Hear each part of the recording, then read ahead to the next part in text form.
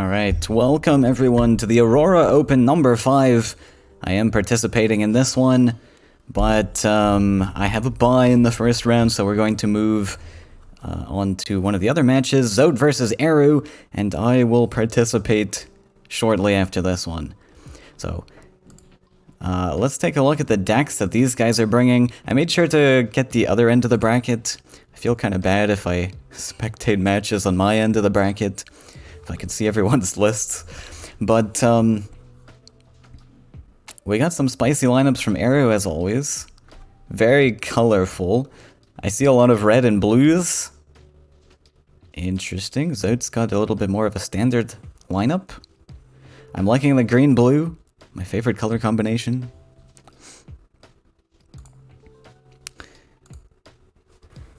And so in the bands, what are we looking at? Zode with the more standard lineup. He's got 2 reds. Should be fine to fight a yellow. We only have 1 green list, so reds seem a little bit spooky. I like the red ban. That one makes sense. On Eru's side, I mean, I have no idea what he's playing, but he goes for the one of the yellow bands. The red-yellow. Fair enough. I brought a red-yellow list of my own. I think it's a very strong archetype. Let's try and analyze what Eru could possibly have. The red-blue, we've got 3 dual-colored cards, right?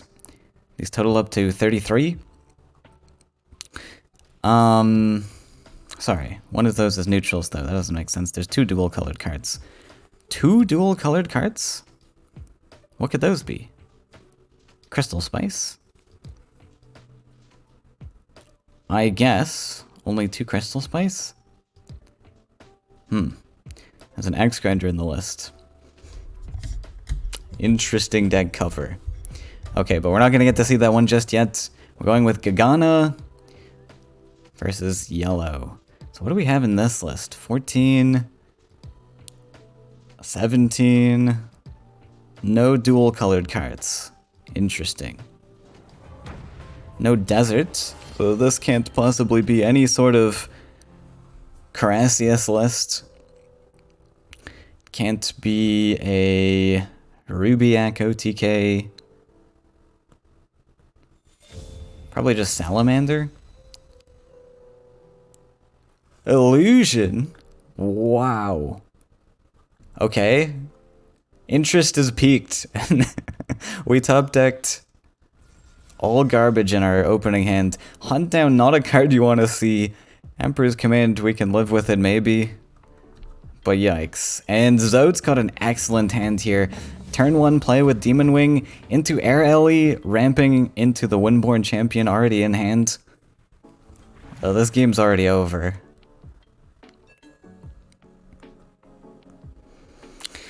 And ramping into Baron Sky Vulture. Air Ellie is looking hot.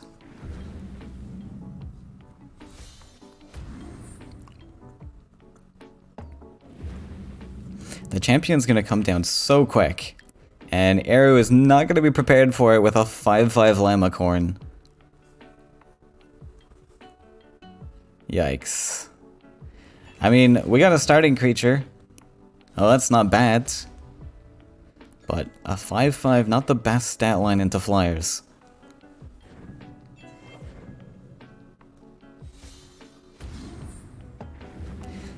Even with the Vulture, we can line up something where the Air Ellie clears and Vulture takes. Aurora's Creation. So we're gonna double down on these llamas, are we? A second Windborn Champion? Yeah, I mean, this game is just over. Put your cards down on the table, Eru will surrender.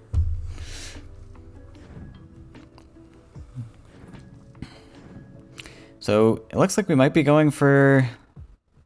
We can't do Champion Vulture here, so I think we're just gonna pass. Oh, we didn't have the 5th Desert. Anyways. Beast Trainer. So it is some kind of Salamander list.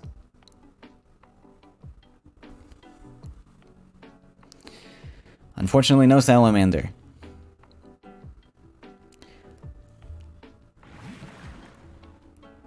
So, Arrow just kind of has to take this. Pretty obvious with the step up that Zode has an answer to this, but this is pretty good for Arrow still. He gets to double collect, so why not take it?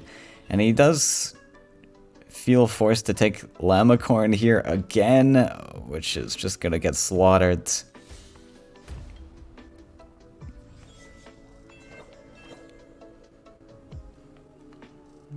So, perfect Vulture lineup, champion lined up. Not much to say. Flyers doing Flyers things. I mean, Flyers into 5/5 stat lines is pretty brutal. One of the reasons Lamacorn is not seen very often. I like the card, it's a very cute card. But Flyers is the sole reason this card isn't seen. 5/2, 5/3, 5/5 stat lines. All super incredibly efficient to take this guy out. We had Nightmare in our Flyers list here. This is not a card that I see very often. Typically because we have such high power stat lines that are so efficient, we don't need Nightmare as much. Even if your opponent plays like a massive creature, you can't get like super massive in Faeria. Like if it's got 10 HP, that's a pretty massive creature in this meta. And you can trade 2 Flyers into that and be cool. Like that's still the equivalent of 6 Faeria. You spend 2 cards, but whatever. Oh, we didn't take it. Wait, why didn't we take it? That was such an easy trade.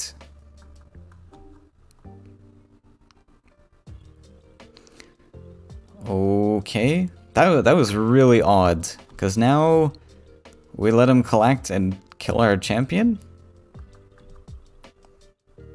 Don't understand, but maybe Zode's giving him a chance. He felt bad. It's a pretty brutal opener on both players' sides. So Arrow with a lot of junk. A lot of clunk. I mean, all these hunt downs and commands, just not gonna be it. But we rip those and do find a clear on both champions, but I mean our opponent kind of just hand-fed us this.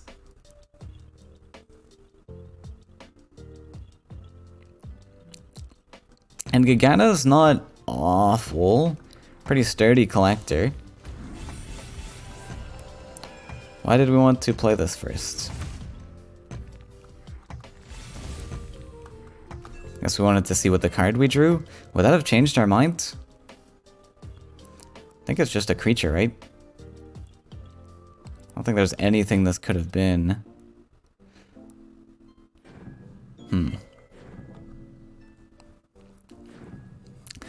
Looks like we're going for a clear.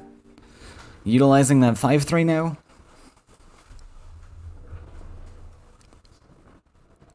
Or we just Nightmare, maybe.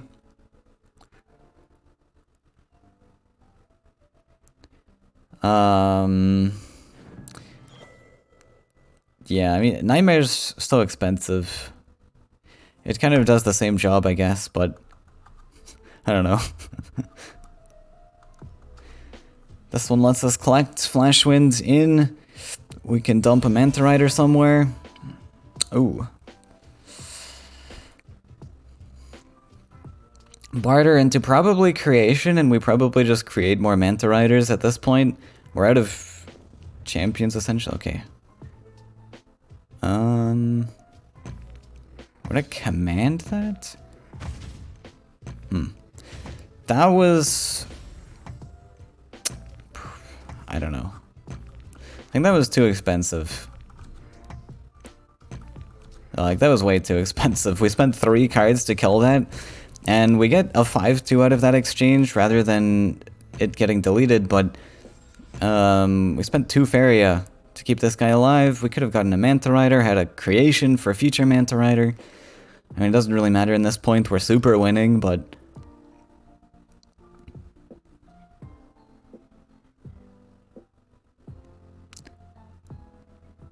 And Arrow draws more 5 HP creatures. Excellent.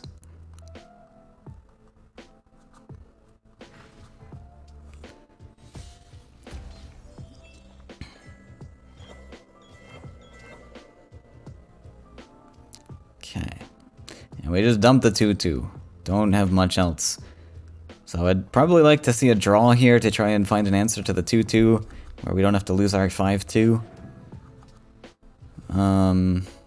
We could Nightmare it. Oh, we're thinking of building a land? Okay, draw last. Sad. Goes for the 5/3 instead of Manta Rider? Interesting.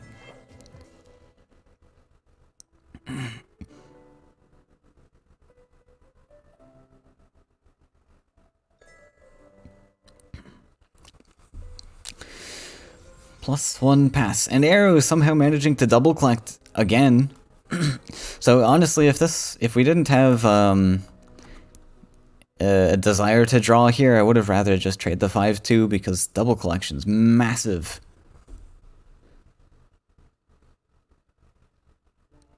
Now, it's not gonna matter. Arrow still doesn't have anything worth playing. We drew 2 Lamacorns and a Fugu. Absolutely gross.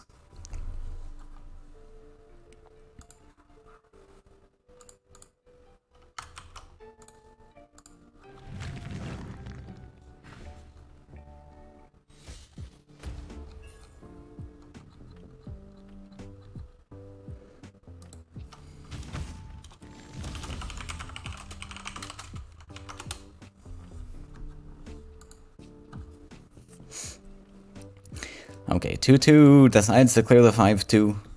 Too much pressure.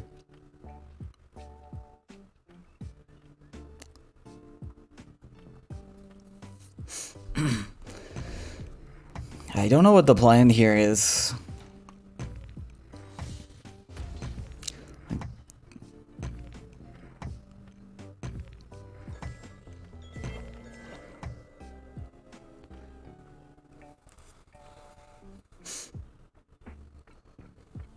Okay, Barter, we know what's in the list. What we saw last time, there was only a command and a creation.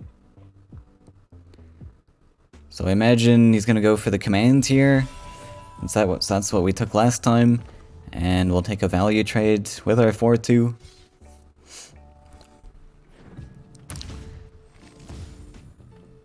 Dump a Manta Rider.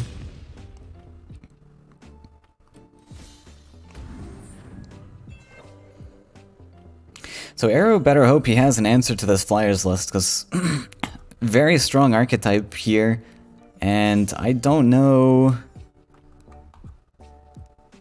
if Arrow's gonna have an answer. We have red in this list. The blue splash scares me a little bit, but this is probably our best hope. Hey, we got some Hellfires in here. So I'm imagining the 2 of is Crystal Spice. What else in red and blue would you want 2 of? You don't play Tortoise as a 2 of. You don't play Tortoise at all. At all. Ice Trunk Behemoth, you don't want to play a 2 of. War Machine. Okay, surprised once again. Oh, no, wait. I just built a War Machine deck before stream. Some people were asking about Enslaved Priest. And obviously that card is hot garbage. But I was looking at it and I was like, what if I just didn't run this with Corrupt? Because it just doesn't work. What if I just ran this as a Rakoan body? And we just played it as a Prairiac with Rakoan tag. And we can run like War Leader and War Machine. The actually decent statted Rakoans, because we're not planning on sacking. We'll see what Arrow pulls out with this one. I think that the stat line, I don't know. Could be interesting. Depends how swarmy he goes, but Swarm has a reasonable advantage. Gary is a huge top deck here, actually. That's just gonna swing the game. I think, yeah, we build a mountain, and next turn we get to Gary. And this one also guarantees, even if the Axe Grinder dies, we can +1 into it, which is pretty good. Not a lot of answers probably to this as flyers. Well, you could have Celestial Tower. So, yeah, I like just building the mountain, keeping resources open, and actually we just bartered into Flame Burst. Amazing. Yeah. Yellow has all the answers. Okay, but this is going to be a huge turn now, because we even drew out that 3 Faeria for the Flame Burst, which is solid, because Arrow lined this up. We get to Gary. Zod does get to play another creature here. That is a little bit unfortunate. We would have loved to full clear the boards, but oh well. Pretty value Garrotin.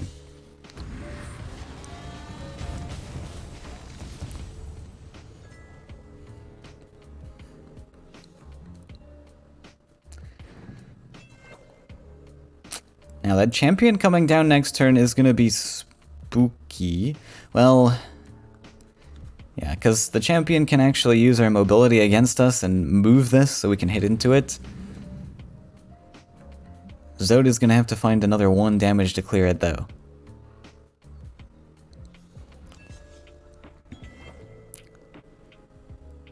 Okay, we don't play anything. I feel like we could have played Bloodfly just as a collector. I mean, I don't know. It depends, like, what we're planning on answering this with, but I think we want to kill this 100%, and I think Bloodfly is the answer we've been given. We might as well take it, because we might not draw into anything to answer this, and then we just give our opponent double collection when we didn't need to. And yeah, we didn't draw an answer here. We have to build the land for champion, which means Arrow gets that Garrotin to stay alive. We can't safely play champion anywhere.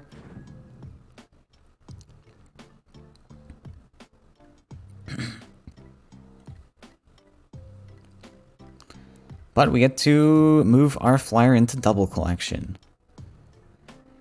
So we'll find another way. Maybe... We have nowhere safe to play Bloodfly now. That's why I would have loved to play it last turn, but I guess we could build a land and play a Bloodfly somewhere. Not up here, though, because that's in range. I guess it's just staying in hand for now, and we're playing Emissary. We can't even put Champion in a safe spot unless we go way off here. Oh, we are playing Champion? Maybe we're just going to move this guy.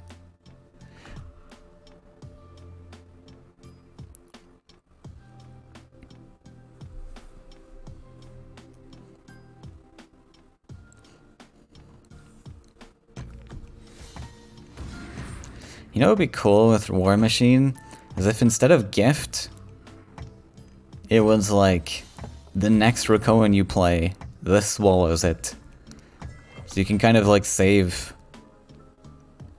a combat track or something for that. I don't know.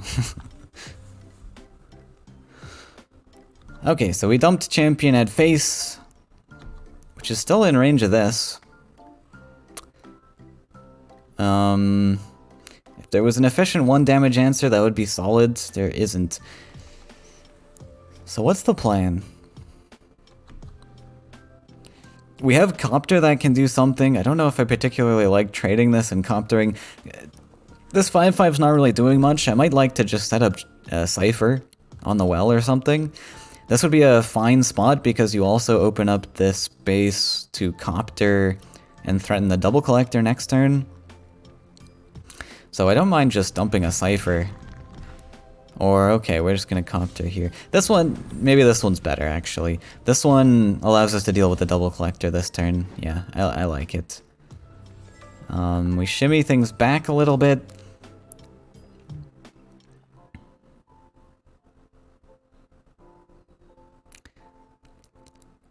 And yeah, this makes the champion placement very awkward. So now Zod is only single collecting, and where does the champion go from here? He goes back and stays in all of this threat range. Really awkward spot. We do have a follow-up champion, so we could maybe sneaky face poke, run away or something. Also, I didn't realize the previous round that we're waiting on for our match is a best of 3. This one is a best of 5, so Amoeba and Martis are who we're facing next, one of the two, in their best of 3. So they might finish before we do in this spectated match. We'll see.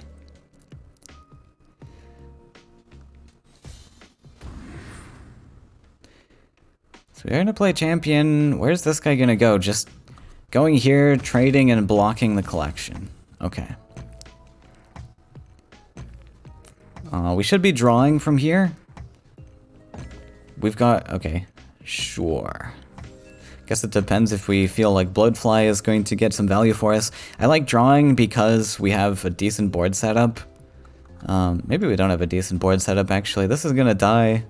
This is gonna die. Suddenly we don't have a decent board setup. I don't know. I still like drawing since the only card in hand we have is a 2-cost. Very cheap. And I guess it depends what's in the rest of the list, but Flyer's generally a pretty cheap list. We got Flash Winds and things. All 3 costs.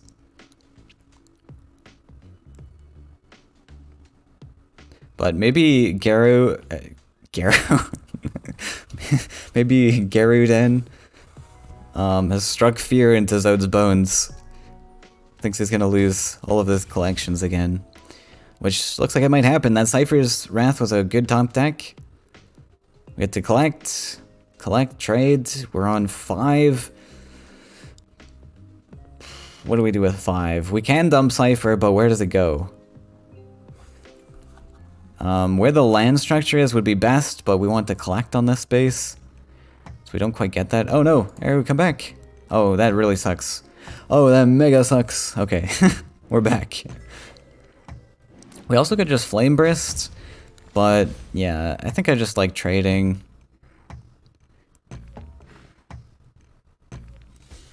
Let's develop another creature. I don't know, Flame Burst was an option, because you know there are 1 damage things in Zod's deck, but you also saw there was only 1 card. I don't know. Looks like it pays off, though. So yeah, in this position, we could have had 1 extra card if we took the draw last turn, so we might have had something more relevant to play. Now we're kind of just forced into Bloodfly, and that's it. We don't have anything else. And digging deeper would have really helped for that 1 damage solution, because that's something we are kind of desperate for. When we're stepping the 5-3 in range, we don't have an answer in hand.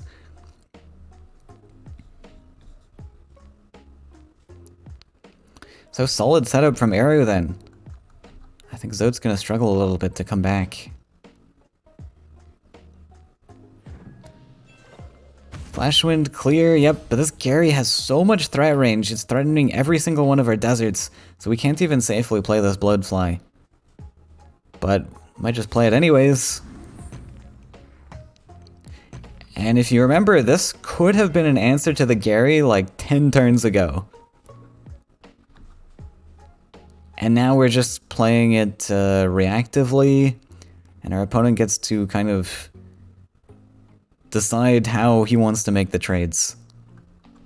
Doesn't have to take it with the Gary if he doesn't want to. And the Gary has already gotten some value, a lot of value actually.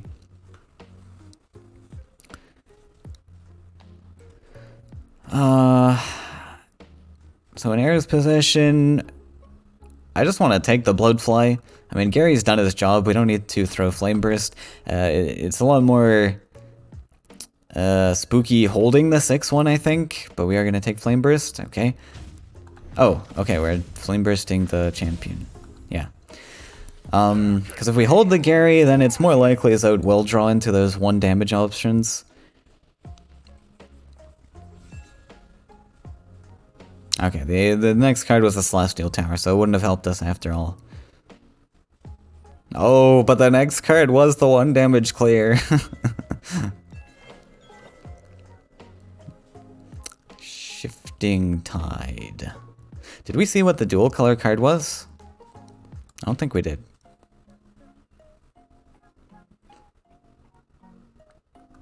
Wait, did we? Yeah, it was the Rakoan guy, right? Which is interesting. We got Shifting Tide in here with the 4/4 Charger.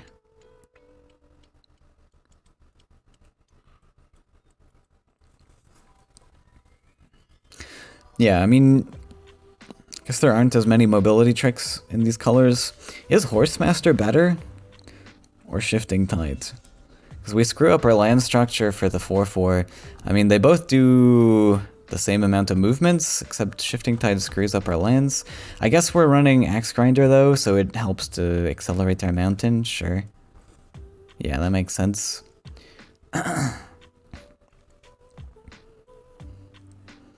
Draw our Nightmare. This looks pretty over for Zout. We can try and get a champion to stick to the board.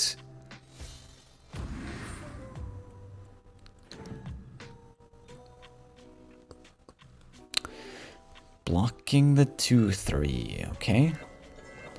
Nice. Perfect top deck.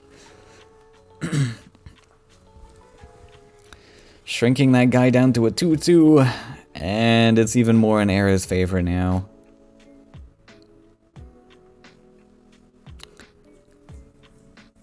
Probably just draw here. It's an option to build the Axe Grinder space. I wouldn't mind just waiting another turn. Pretty unlikely Zout has anything to deal with that. Okay, we'll double neutral to dump a aggressive Laya. Nice. Era wants to win this game now. But that's fair. And more little guys. Not really gonna help.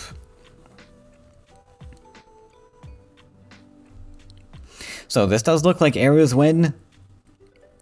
Pulled it off pretty good. I think Era played quite well. And that means that the pretty tricky Flyers list is down.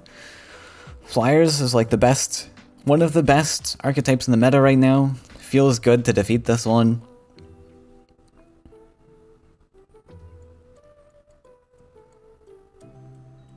And Zoud thinking about it a little bit, but I think no matter how you think, there are no outs. Not anymore.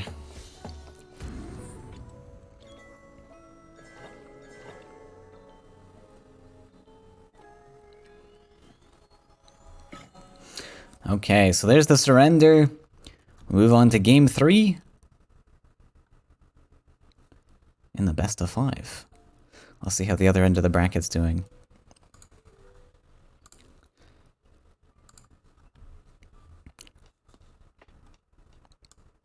It's too bad there isn't like an in-game tracker or anything.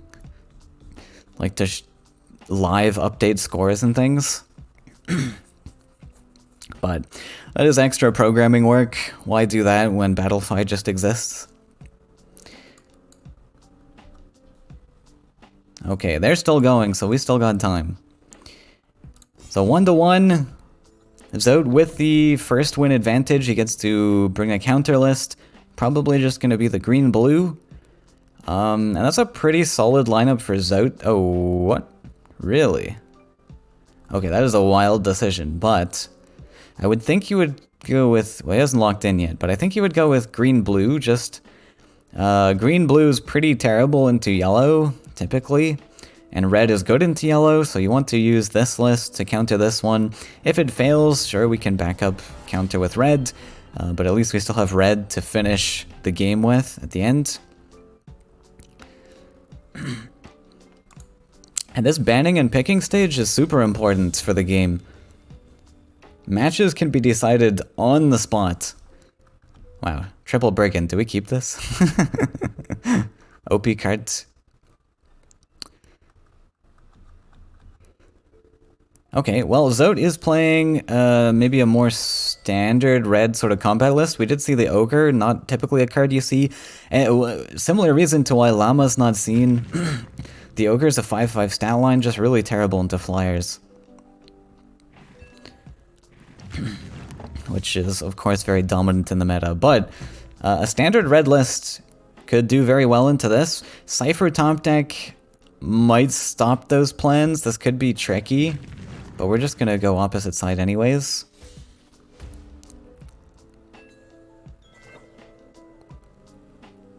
Flame Burst. I hope we double neutral here. Yeah.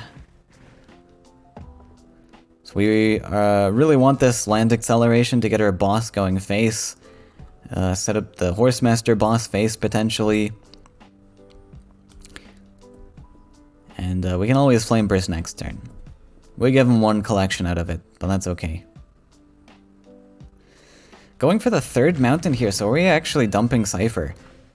Nice. Good heads up play by Arrow. He sees the double neutral, so he's like, this is going to get some use threatening these spaces because Zote has decided I'm going down one side and you're kind of forced into this now. Otherwise you waste these land builds. You can't just go opposite side. And with the archetype anyways, it's pretty convincing we want to still push this way. And that Cypher is going to put a stop to a lot of our aggression. Boss can't come down here unless we pre-Flame Burst, which... Oh, okay. Yeah, this is... So this is fine. We leave Cypher in the middle of nowhere, clear the Collector. Eru might... No, I don't think we're gonna Triton Banquet. We use this as a trick, so probably just develop another creature here. And just keep Cypher there, threatening that mountain space. He's doing a pretty good job.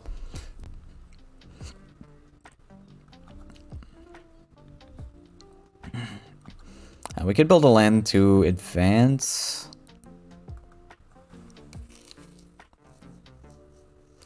Whatever we do, we want to stay out of trade range of that Axe Grinders, and so that we can use that Triton Banquet as a surprise. Now, if Zoe was paying attention last game, he does know that Triton Chef exists. Actually, does he know? This came down because of Gagana in the very first match. Have we seen this card? I would expect some shenanigans like that, though, in red-blue. A red-blue sort of mid-rangey list. So we build the lake, but we don't step. What was the purpose of this lake, then? I feel like we could have just gone aggressive. Or to a double collection spot.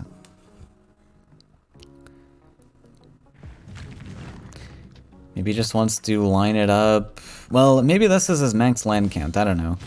But I still kind of like getting like double collection or something. Okay, this is huge. We had the Triton Banquet buff. Into a 6/6, into just straight trades. Wow.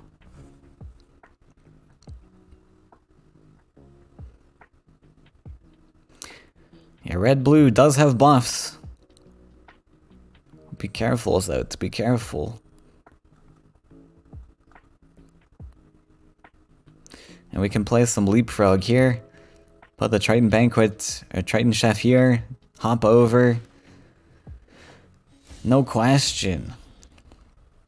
Don't even have to think about this one. I will bury you. 11-7. Crazy.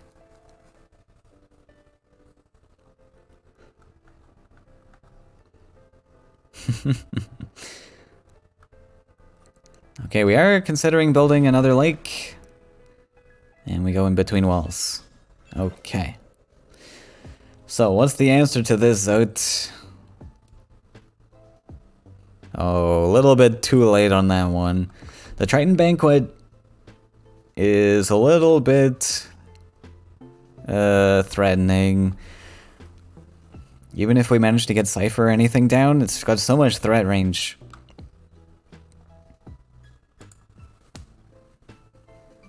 Well, that is too bad. We've most likely lost our red list here. And like I said, I really wanted to save the red for the final match. Because green-blue generally not very good into it. It can win, but I'd much rather go into the yellow with red. So I'm worried for Zot's end game here.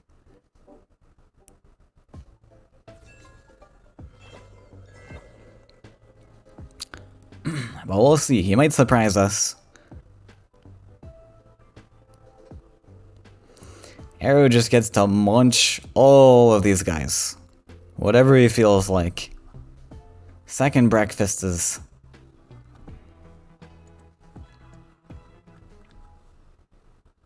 What is Axe Grinder?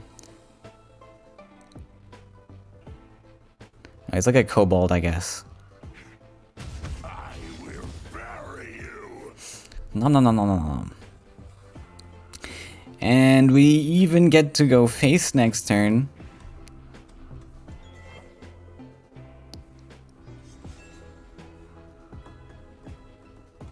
No answers in Zod's hand. Gross. We had to find a 6 damage clear here. We've got 3. I guess we top deck Flame Burst and we have it. Honestly, Flame Burst might be okay. Oh, Amoeba is finished.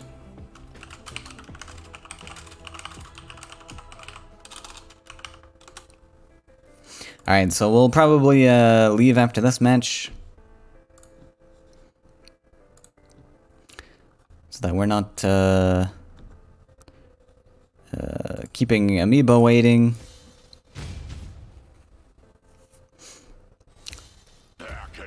So we dump Ground Shaker, but no draw. Flame Burst was an answer. But okay. We allow him to take the Monchis. And I think it's worth it here for Arrow to just go face for 15. Practically closes out the game.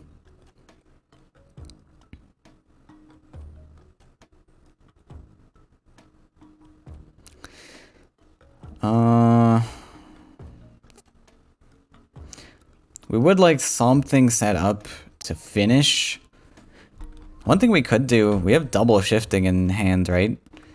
We could just do one shifting, double neutral, hit face, another shifting to tuck over here. But no. We're gonna do the safe line, the safe boring line. Build a bigger cipher and OTK next turn. Fine.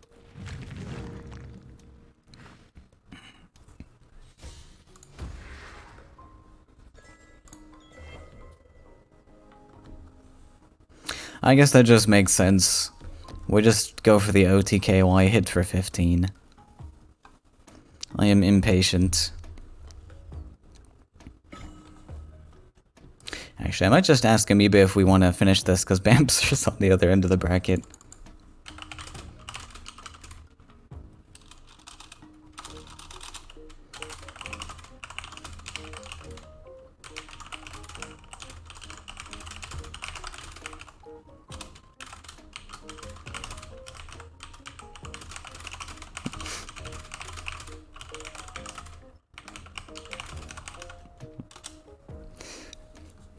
Sorry, Bamster.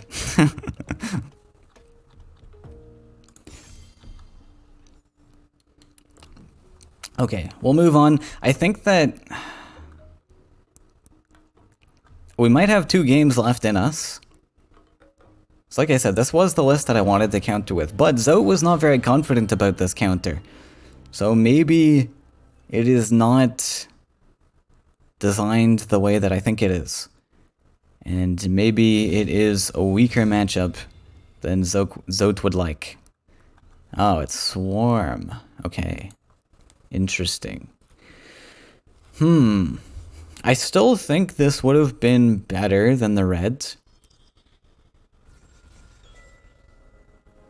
But this does change things a little bit. I mean, maybe this is a little bit better into flyers. It's not like the typical just big green stat lines, big bulky bodies. We have small things like Balloonfish, which can trade super efficiently with the flyers. So maybe we're okay.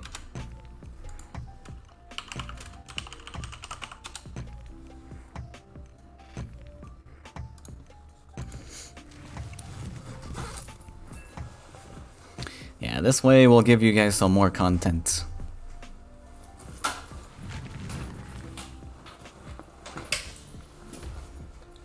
I think we'll finish at the same time anyways. Ooh! Aurora is huge. This could be very well game-winning, honestly. As long as Aero doesn't pull any tricks, like another Cypher into Banquet.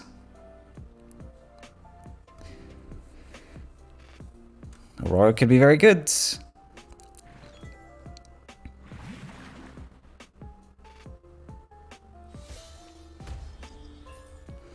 we go Recruiter, we're gonna play Balloonfish, I think we might as well.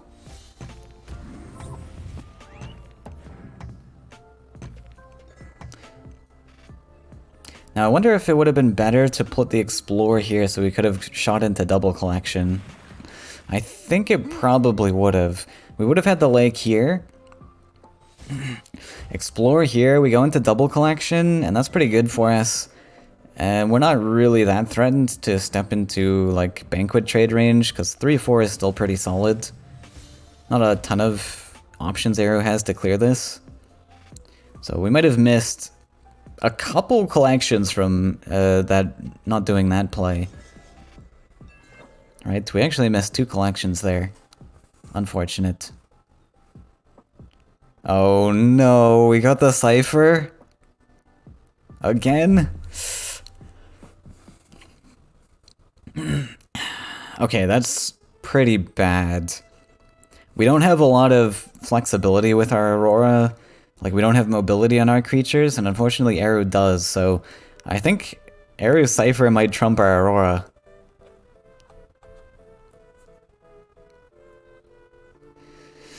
We'll see what happens. I mean, the Cypher has to go, like, here, potentially, and that could give us... Okay. I guess it'll be okay, then. No, it's not okay. We're not on 3 lakes yet. We do have Water Ellie in the list. Okay, no Water Ellie. Oh, that's really bad. Actually, we invested into this, didn't we? We had the option to just play another lake. Was that worth it, just a heads up against something? I feel like... I don't know. It's a pretty tough call because, well, we do have Shifting Tide. I guess we do have mobility. It's a pretty tough call. But now we see the double Shifting Tide in Aero's hand. There's no escaping this. And he's gonna gobble some stats that we just can't deal with. I mean, okay, I guess we can technically deal with it. Maybe we actually set this up. We put Recruiter and the 1-1 down at the same time. And then this way, most likely we can Aurora the 1-1 to finish off Cypher. No, can we? Actually, we're gonna have to trade 2 creatures into this. Oh, wow. Pushing him back, but 1 Shifting Tide is gonna get countered by 2 Shifting Tides. Rough. That's really rough. But yeah, when this guy trades, he's actually gonna net 1 HP here. So 6/6 isn't even enough. Oh, that's brutal. Cypher does it again.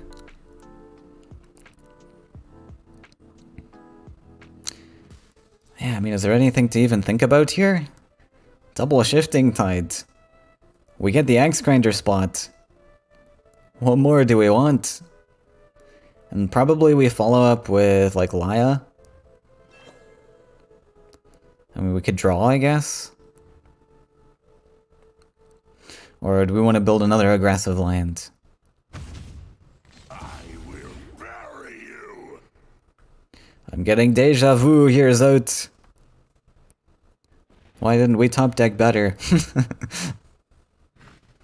Okay, double neutral I like. That's actually pretty solid. That gives our 2-3 a threat on the 2-2. But it's over. Unfortunately.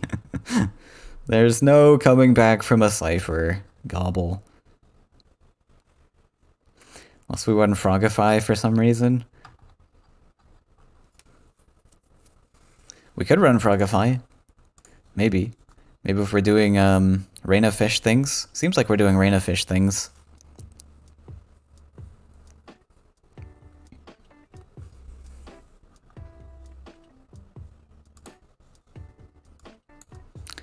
Yeah, so it looks like Amoeba won over Martis 2-1. Haven't seen Amoeba in a while. Will be cool to face him. We'll see what the list I brought. Or the lineup I brought. It's not the most competitive, but I brought some decks that haven't been seen in a while. So thinking about this one. Alright, and this is the last one. You lose this one, you lose the series, so might as well think about it, see if it's salvageable. Depends on what's in the rest of the list. But 8-7 Cypher in this position looks tricky.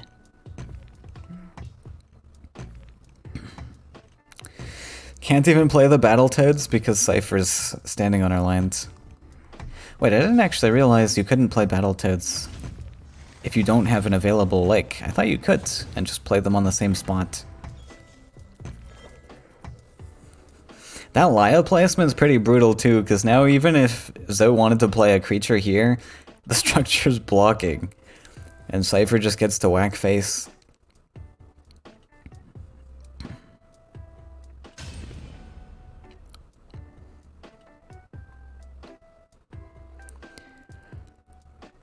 Are we considering Copter?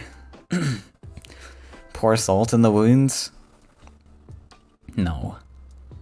Lake.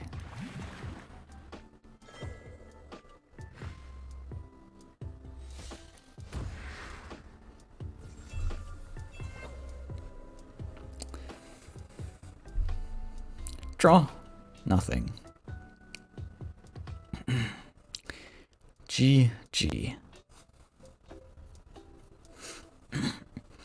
Maybe there was a chance if we could, like, get a balloonfish to face. Gift of Rakoid with, like, all the swarm in hand, and then heal to try and race, but I don't know. It was pretty tricky, and Arrow is gonna win this one, move on to the semifinals already. But our match is ready, so GG's to both players. We're gonna set up the match against Amoeba and see how we go.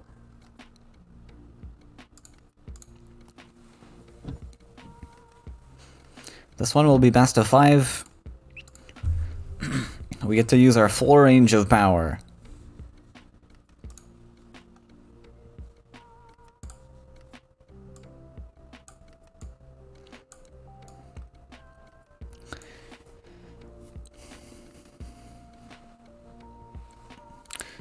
So, I brought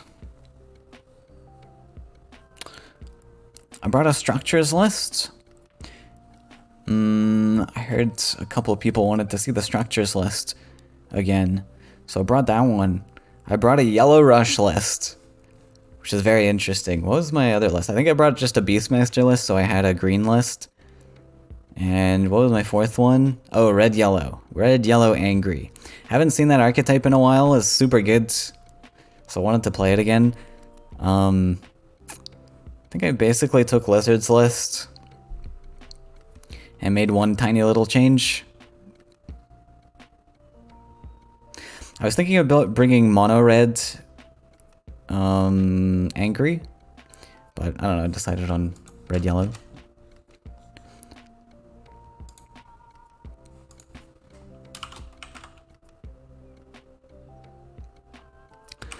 I was gonna ping Amoeba in Discord, but there's a few of them. Okay.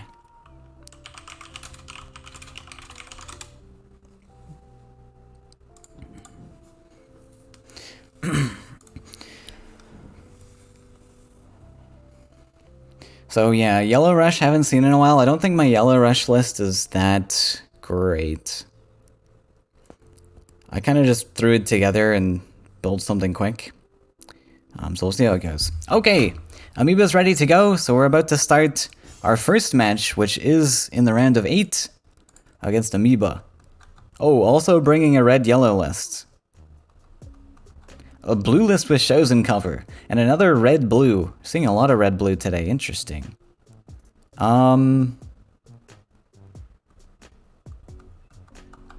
Just realized I don't have that many answers to mono green. Do I? I really don't. But I think I want to ban this one. This red-yellow is very spooky. I just need to hope that I have an answer to mono green. Which I think is reasonable. I mean, Angry should be able to fight that if that's not banned. What does Amoeba ban here? Maybe he bans Angry.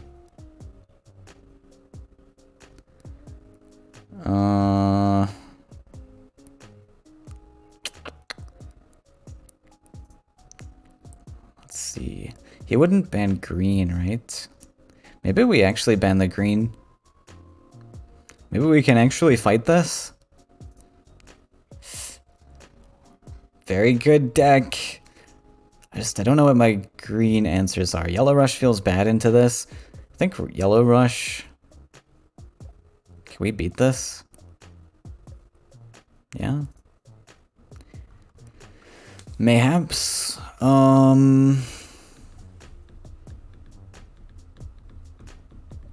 want to ban the green.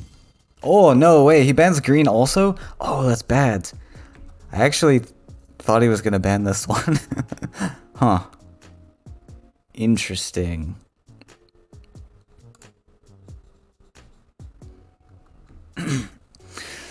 Well, let's see. We got some mid-range lists to deal with. Probably don't want a Rush to fight into this.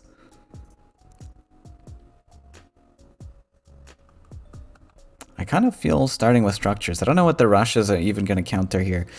Maybe we fight this. Maybe we fight this. And those ones are okay. As long as we don't run into combat creatures. Yeah, I think we'll start structures. Get a feel for the waters. So he's got actually 2 dual colored cards.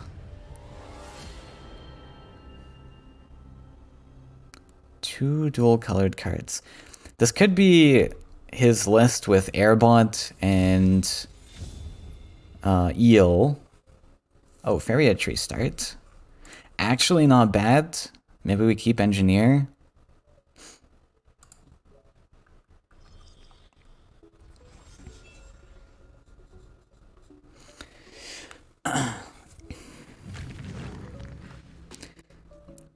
Axe Grinder. I think this is Mistral Guide with Eel. So it's not actually red, yellow, angry. Which is good for me. Should I play this as a collector? I think so, actually. Why not? This just allows me to have a something on board to collect with because it looks like Biomancer's a little distance away. And Airbot's coming for that structure. Ooh. Plague Bearer.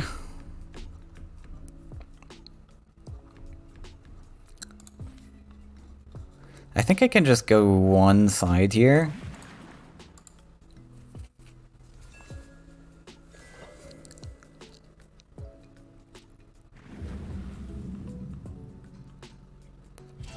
Barter. What do I have? I have Crystal Spice. Failed Experiment. I should pull up the list for myself.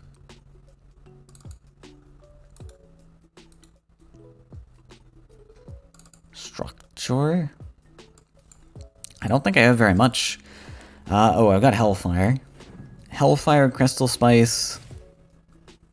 Oh, you can afford that? Oh my god, that's a pretty good Hellfire. No! That's game losing. That is super bad.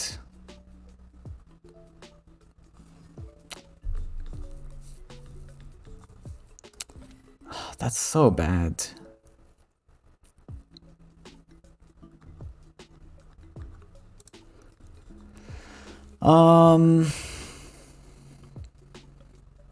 Do I dump a Plague Bearer? Oh, Why does barter have to exist? Garbage card. I really want to just Biomancer, I think.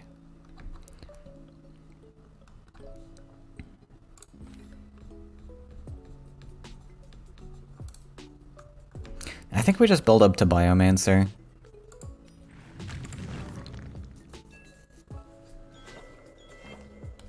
We'd rather do a failed Plague Bearer play and bait him into playing more cards. If we get failed here, that's huge. Now he's dumped a 4/4. Not quite. I guess Bio is fine. Draw 3 cards.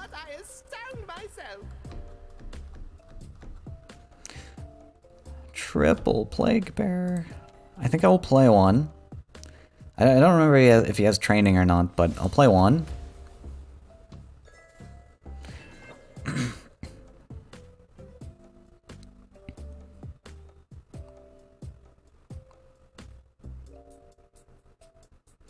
Barter into another Hellfire. Sick.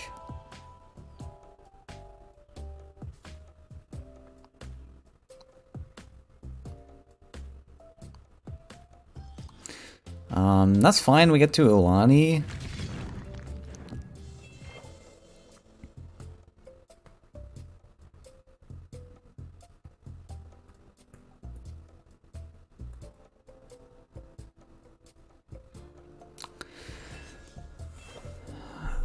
Found the failed. So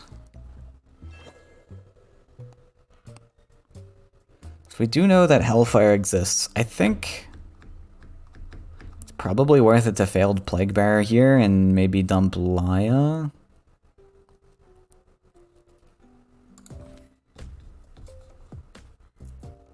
Failed Plague Bearer.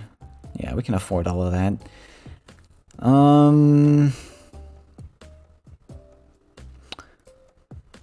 Then we have two 4/4 stat or two 4 HPs, which makes his Hellfire kind of tricky.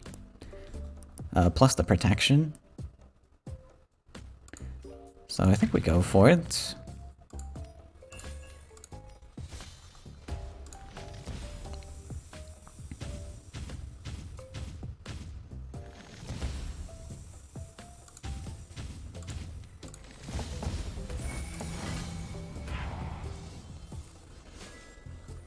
That seems like a solid setup. And an affordable Hellfire in our pocket. Not too bad.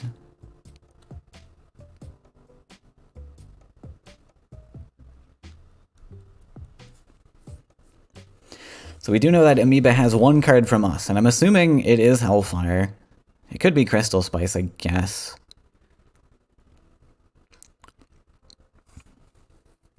Guess it depends on what position Amoeba felt he was in. Like, Crystal Spice, if he's collecting all of this much, maybe Crystal Spice is a solid option to have things to play.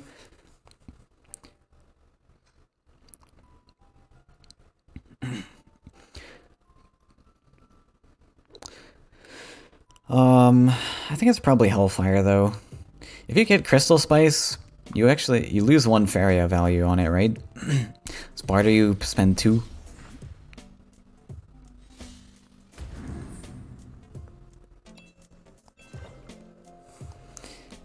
This probably is Hellfire. Are we convinced that we kill this? Probably not, right? On average, it does 3 pings, and then we're screwed. So we probably just kill it.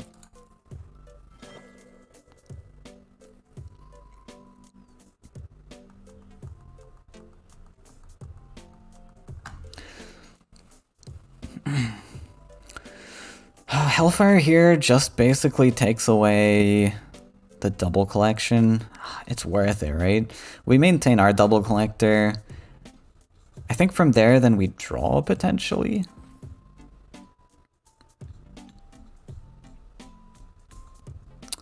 Oh, failed is interesting.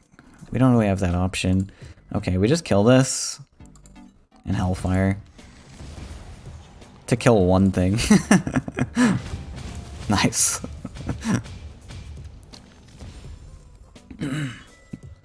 Put some Ebo on 5.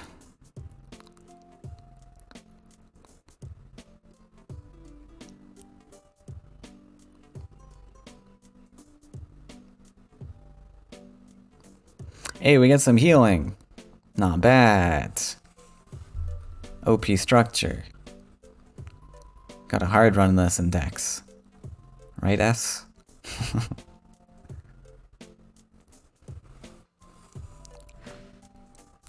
Follow-up Axe Grinder. Okay. Get one healing. I kind of have to build a land if I want to do a thing here.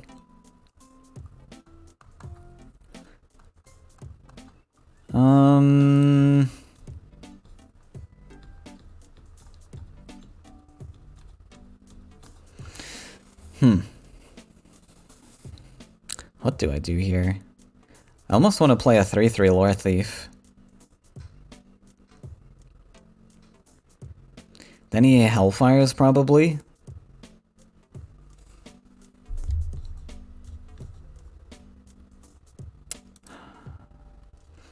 Don't think I want to play Plague Bearer.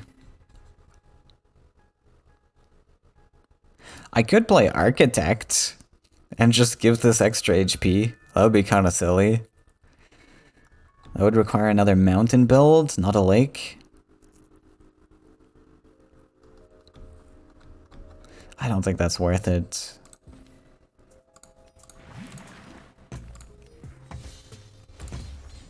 We play the 3/3.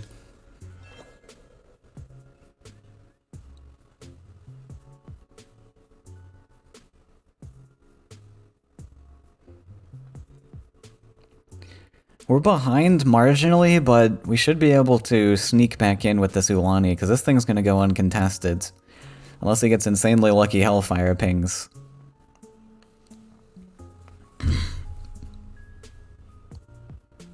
If we can draw that, yeah.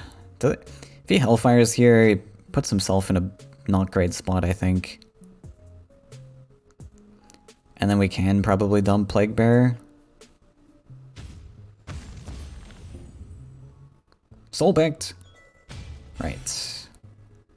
No way, rips the Hellfire. I'm gonna cry if that hits, okay. That seemed like a not great play, not gonna lie. Oh! Wait, no way we play that. I mean, that wasn't gonna hit, come on. You had to deal 5 pings to this thing. That was so unlikely.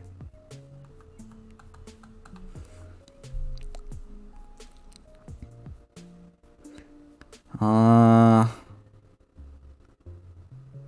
on the other hand, my own Hellfire.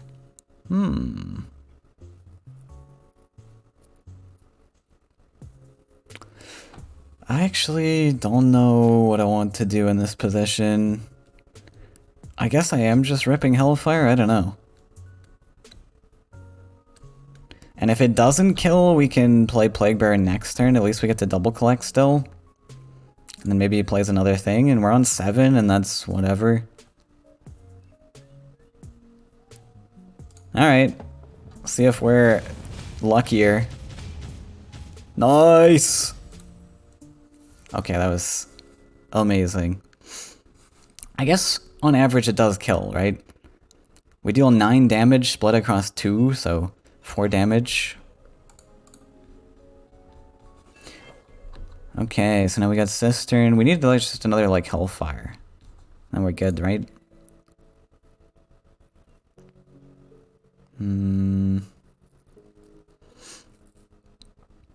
Play the structure.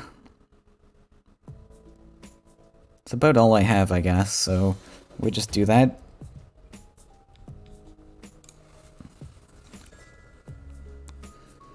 Gotta squeeze in another 6 damage.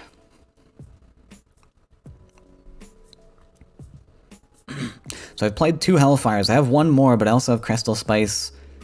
We have our structure going now.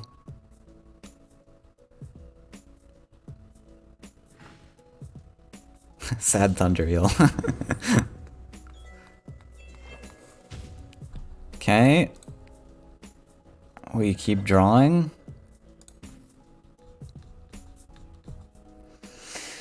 Faeria tree, double architect is a thing.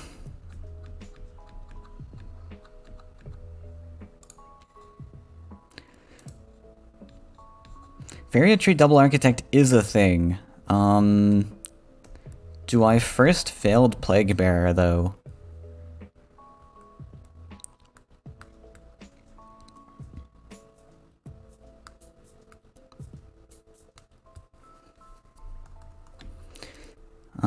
That's my last Plague Bearer. And that would just to deal 2 damage, huh? But I want these guys to survive, probably. Do I also failed Biomancer, then?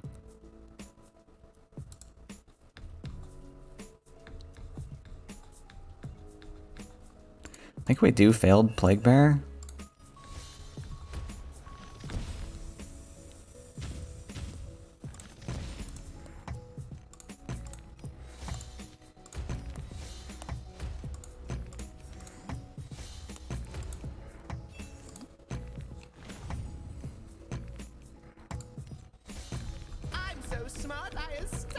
I think I'm honestly just gonna play that because I don't think I have a lot left in the deck.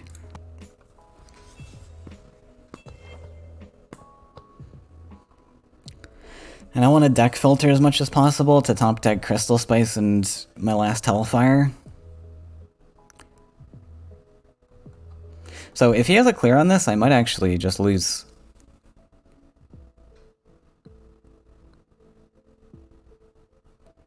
So he hits me for 6.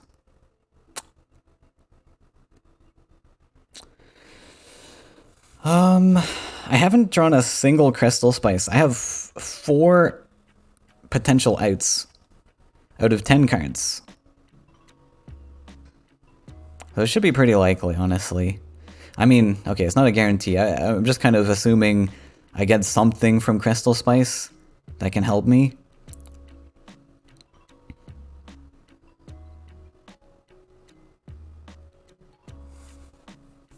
What's the percentage chance to find Hellfire again? Like 16 or something?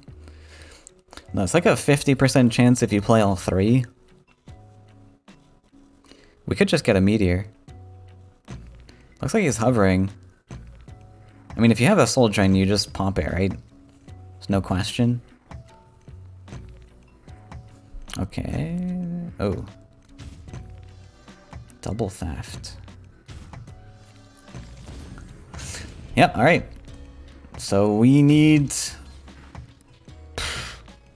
We need a lot.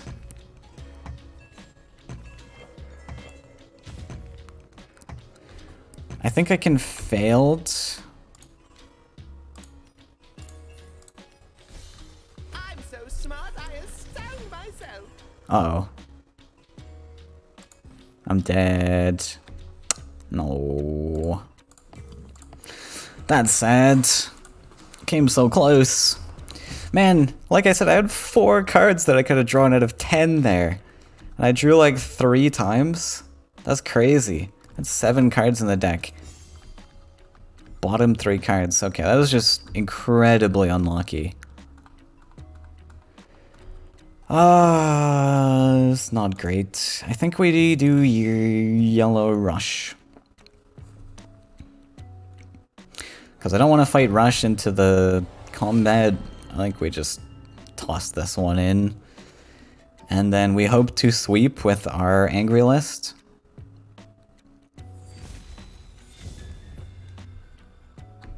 Saggy start?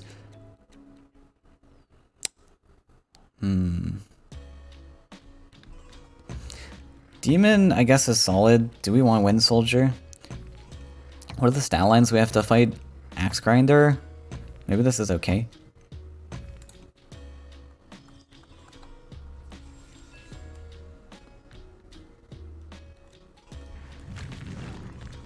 Mountain Center.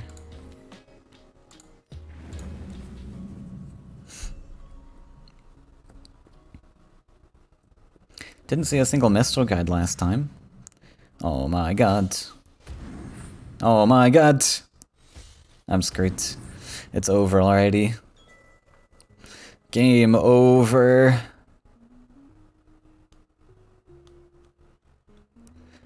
Should I get Saggy down this turn?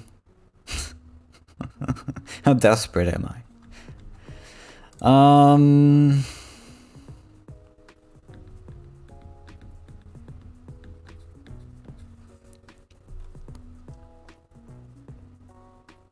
I think we'll go.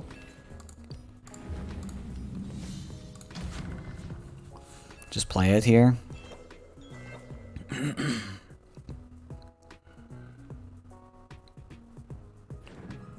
The double airbot open is rough.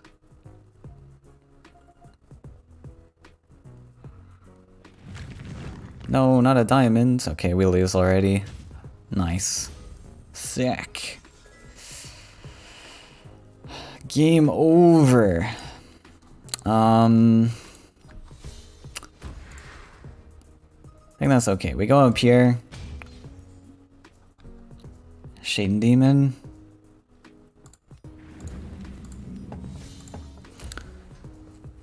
We'll be alright. We just need to also top deck like a god. 11 Faeria. It's okay, you can't spend any of this Faeria. As long as they can't spend any of it, we're okay.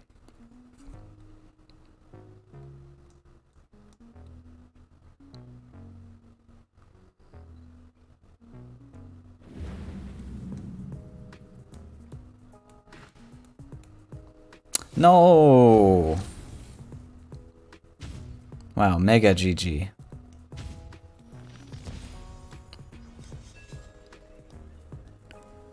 Excellent. I think I actually throw in Wind Soldier here. Just for the face hit. And the extra Faeria. Don't know.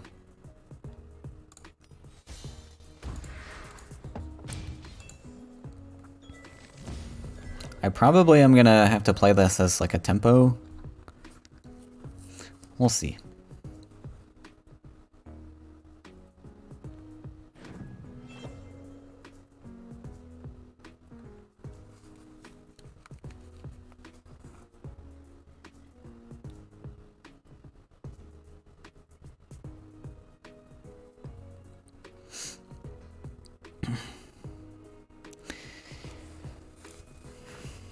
Mistral.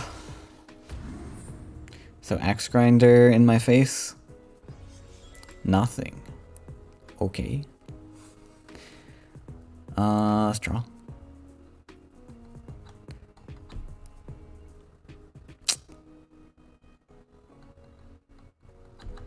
It's too bad. I would love to soul drain the side airbots. Interestingly, this guy hasn't stepped. He wants to defend.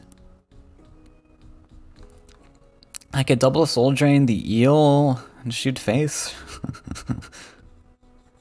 Just to get another face shot off. Or we hold.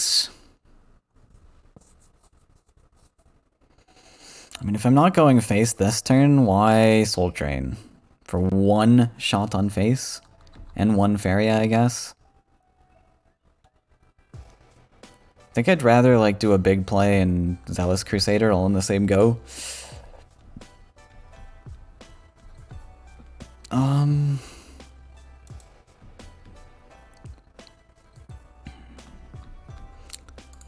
Yeah, I think we'll just shoot this and pass.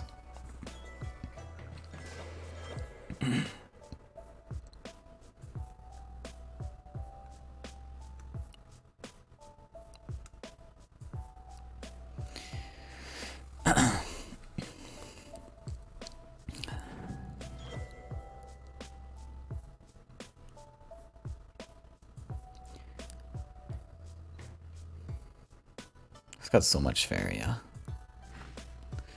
Another airbot. He's zooming. Spirit Theft? That's very rude.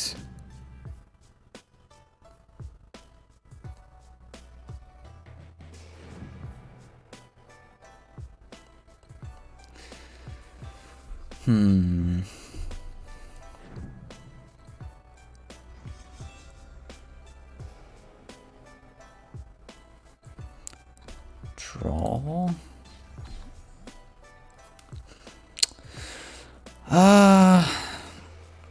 I mean, I guess it's just always been GG. When I got the double airbot opener, why even bother? Okay, well, we're gonna sweep with the OPest deck, and I think we can do it. It doesn't look like we'll be that contested.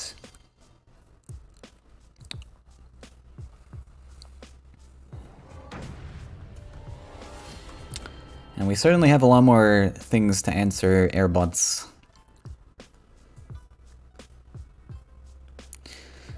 We're at a bit of a disadvantage not having deck information though on the other decks, so hopefully that goes alright. Thundereel might be a keep, especially with two opening cards. I think that's fine. This is gonna be good at fighting like his flyers if he decides to send them over ocean.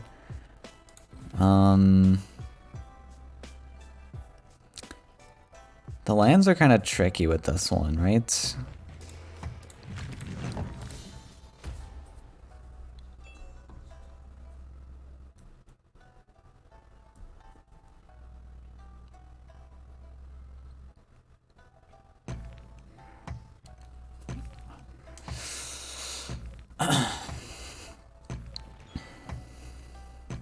So the center lands make sense for the Mistral Guide stuff.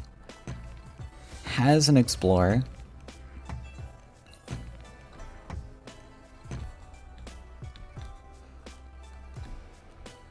So I can Desert here. I can also double neutral to dump Outland Ranger. It would put me very far off of Thunder Eel. How quickly do I want the Thunder Eel? Can I get away with a double neutral here? I think I want to draw a lot with this deck, is the thing. So, potentially we just desert. I think we're just deserting and passing. Can't Spirit Theft here. He runs Soul Drain, right? Oh, double neutral again. Interesting. Okay.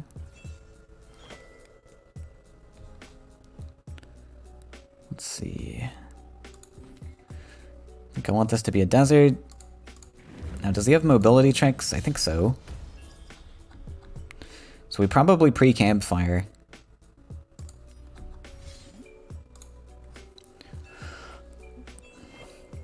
Just to play around... Wait, what am I playing around? I guess I'm not playing around anything, am I?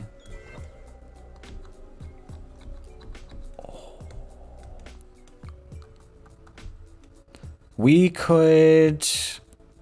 Origin Fanatic and second Outland Ranger buff.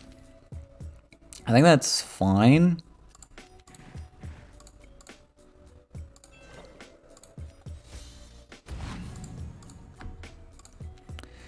Now he doesn't have like, he has Copter, so we want to play around Copter probably. This is pretty bad into Copter. Not that bad, actually, because we get to follow up Thunder Eel it.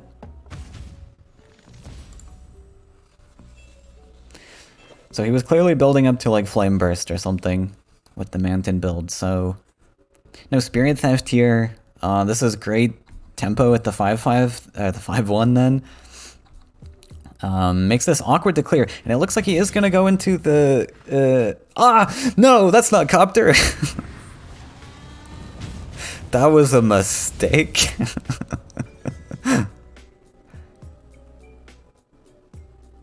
Oh no, okay. I guess GG for sure then. Fine.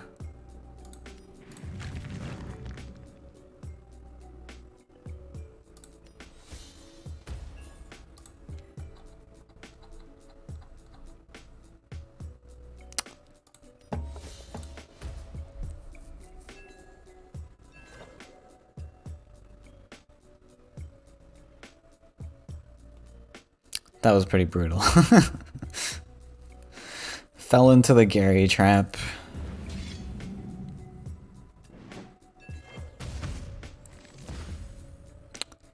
And gets a buffed axe grinder, gets an airbot.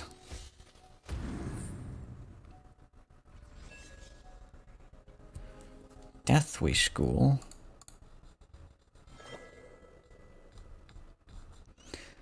Is it worth playing the Death Wish School? We'd have to put Thunderdale in range. I don't think it's worth. So maybe just draw. Another one.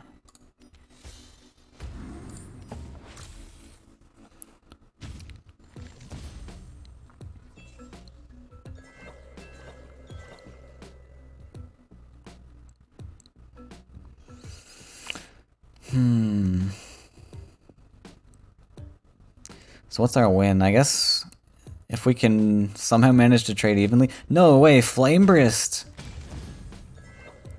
The madman. Wants to keep that airbot alive.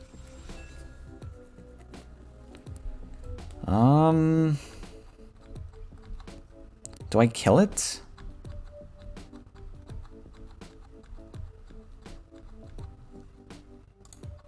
This obviously happens.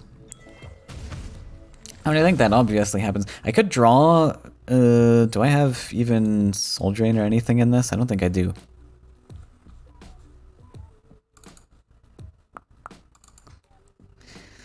I'm playing kind of a lizard list, so no Soul Drains or anything. There's a Wind Soldier in the list. There's some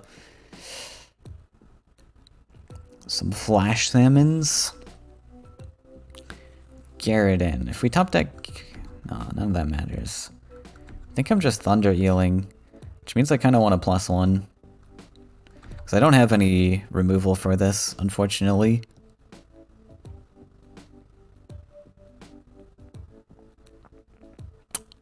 Yeah.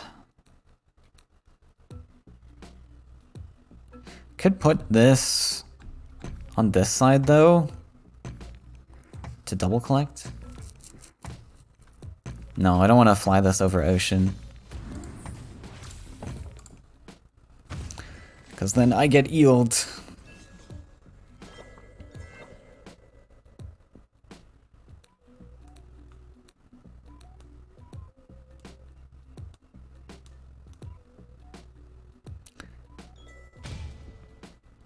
Nice. Nice. That's sick. Okay. I think we can surrender here. Amoeba wrecked us with the red-yellow. I guess I should have banned it. I don't know. I think we just got super unlucky in the first one. Like, the triple Crystal Spice and the last Hellfire all at the bottom of the deck was kind of just robbed. Alright, we'll try this again some other time. But we'll move on to casting. Congrats to Amoeba. And I'll try and set up another match to watch. In the meantime, stay tuned. Okay, welcome back everyone. We lost in the last one, but now we're going to cast the rest of this series. Sashimara versus Amoeba in the semifinals. Let's get this one started. Sash bringing his classic blue lineup. Nice. So I think for Sash, it would be best to ban the red-yellow here. I went with the green ban in our matches because I didn't feel I had an answer to this, as strong an answer. But Sash clearly has a lot of answers. And typically I wouldn't ban a blue or a red-blue. I think the bans will always be between these two. So this makes sense. And Sash might struggle against the red-blue, but other than that, I think he'll have a fine time here. I think that red-blue list will be the trickiest for him. I'm curious to see the Chosen list from Amoeba, though. No idea what this could be. Probably, like... maybe it's, like... Chaos or something.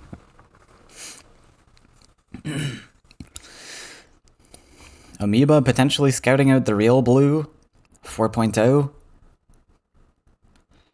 4.0 and 3.9, one of these is the typical blue, like, jump numbers. But I know Sash makes a lot of sacrifices to make this lineup work.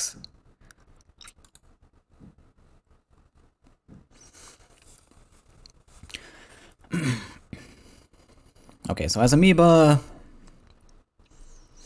what do you start as here? You know that Dream Reaver is a list too. This is like quite a bit different from like a regular blue.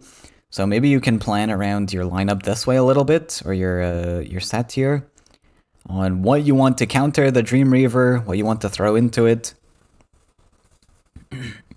And Amoeba has to decide when he wants to toss in this green list, because it's going to be pretty weak overall, but maybe it can be used as a scouting list. Figure out what Sash is playing. Or maybe it can sneak a win. Over something maybe more mid-rangey, something with like... something that doesn't run much transform. It could be super greedy.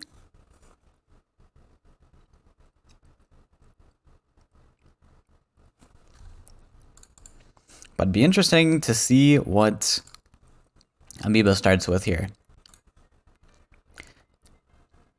Sash is, yeah, whatever. He's gonna start with blue. Okay, Amoeba starting with the blue list. 4.4. I'm guessing Emperor Chaos. Chaos Control. And we're starting with a Reaver. So this is probably a pretty decent match for Amoeba then. He might have some transform and ways to deal with the big Dream Reaver. Oh, Yak Attack. Oh, interesting. And Amoeba's got 1 costs. So this is an illusion list, but we're going to 6 lands? Does that mean we're gonna see Rain of Fish? I guess so. Okay. So a Rain of Fish list. And Amoeba's playing Mother of Yaks. I mean, this Magnus is gonna gobble some stuff. Unless Amoeba finds some transform or something. I imagine Phantasm is a 3 of in this list. Oh. If only this was like a couple cards later. It would have been game over. So I think here you just probably +1. Line up the Magnus.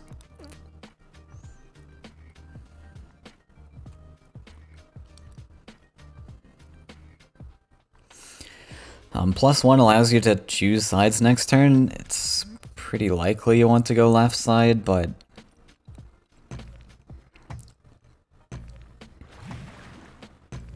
Nope, going for totes.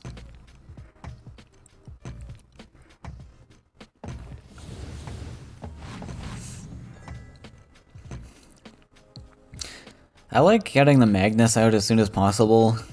I don't know.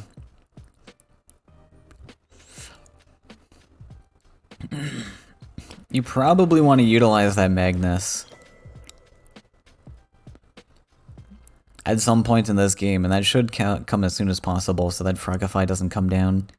Other transform.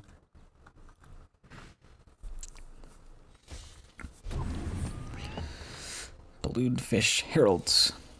Illusion's a really fun deck. I approve.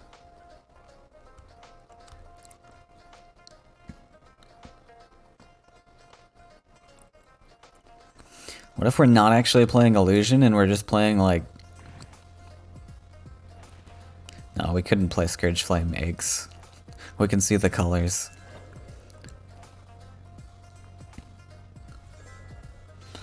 Okay, double neutral I like. This lets us get our Magnus into an aggressive spot, closer to the 2-2, avoiding the 5-6. First Illusion is drawn, not a good top deck here. 2 moderately clunky cards in hand. Magnus is pretty huge here. And we can even win full. I think I want to just drop Magnus and not combat hit. Well, no, we might as well just combat hit, right? Magnus can always go face.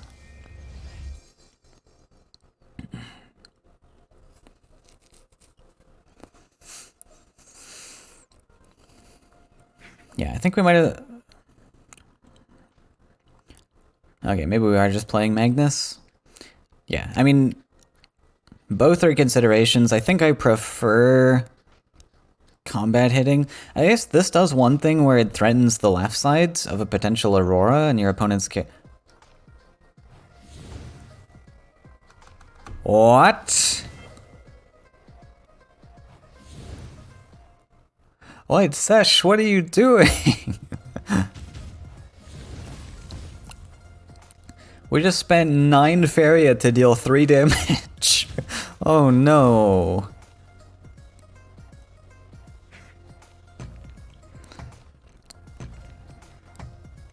Sesh is too terrified of Frogify right now, I think.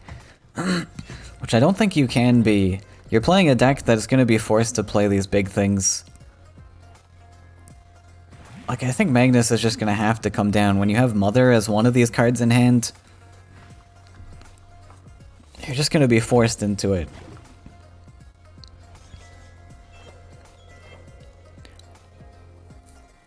Now we can't even afford.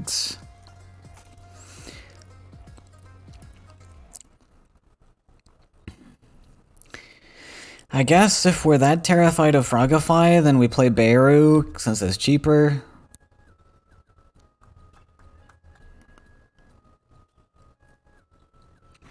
It's still big.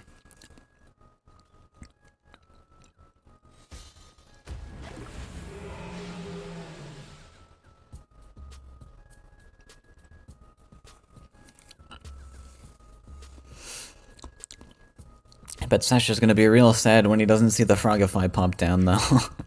Like, even if you play this and it goes Phantasmed, it's not the end of the world.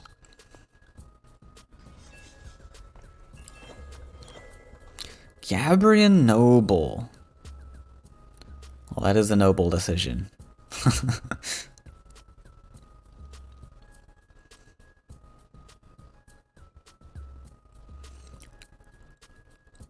Doesn't look great on Amiibo's part. I mean, he can take a draw. He's got a 15 Faeria. But he wants to advance. Yeah.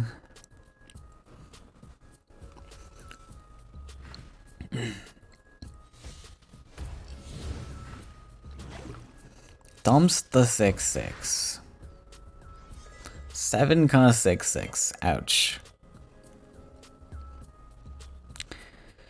Phantasms neat. Can Phantasm that yak? I guess. I don't know.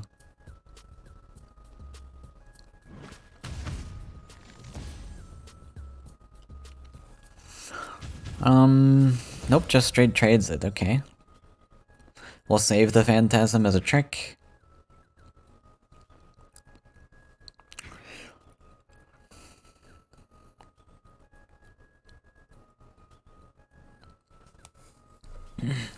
I mean, you know that Amoeba's pretty pressured right now, having played a 7-cost 6/6. So you can feel a little bit confident in that fact. Know that he doesn't really have anything going on in his hand. His 1 card remaining.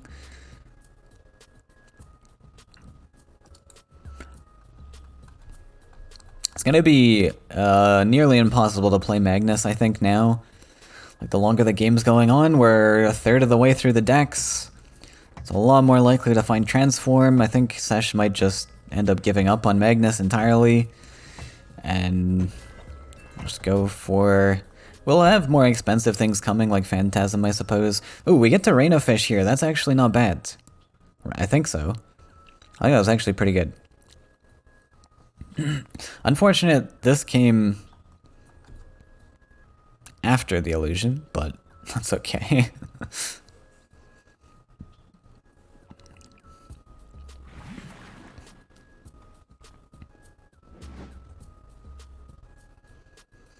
Want to Fugoro first, because we can afford it. Is only the beginning. Right, I forgot we were building to 6 lands, that's why we went for the land earlier.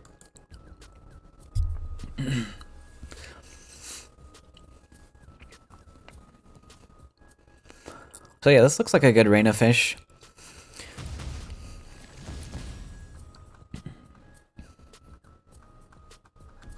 Wonder if it was worth not trading here. Play Rain of Fish just so it doesn't have the chance of spawning on the Explorer.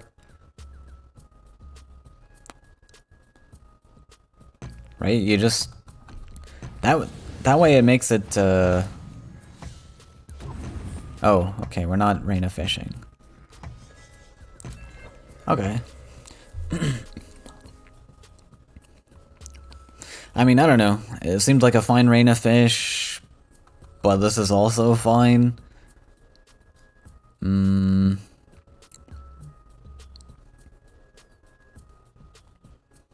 Maybe it's a stronger setup. You had 2/2s on the board instead of the 1/1s. You get to develop 3 2/2s this way instead of 6 random fish that could go who knows where.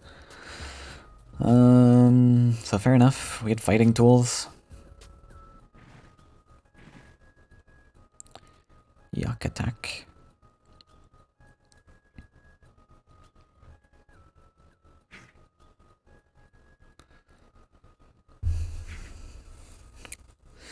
Want to discount this mother.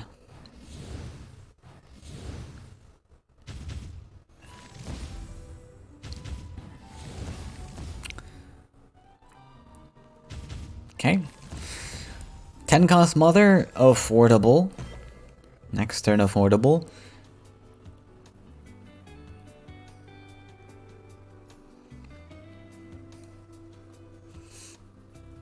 Rain Efficient Aurora will be neat in the future. I wonder if your Rain of Fish is here.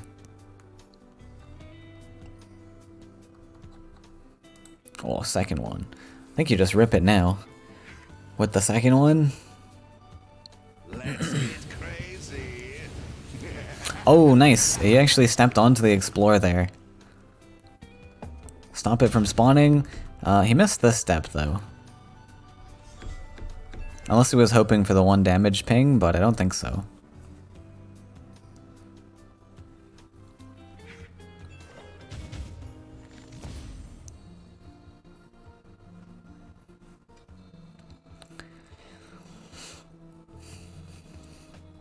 A lot of little fishies. We can mother. Does that go anywhere useful? I almost feel like we might have wanted to mother aggressive. No, taking up the double collector makes sense.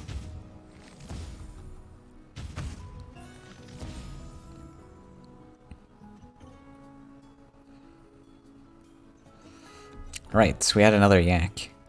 So we had a 9 cost mother and we actually get the taunts to threaten this 5/4. I guess that's not bad.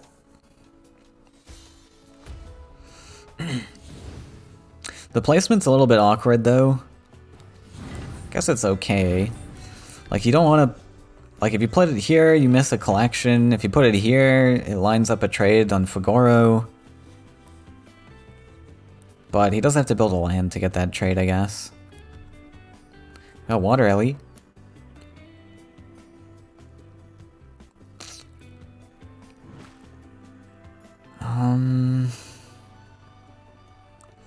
So do we do Water Ellie?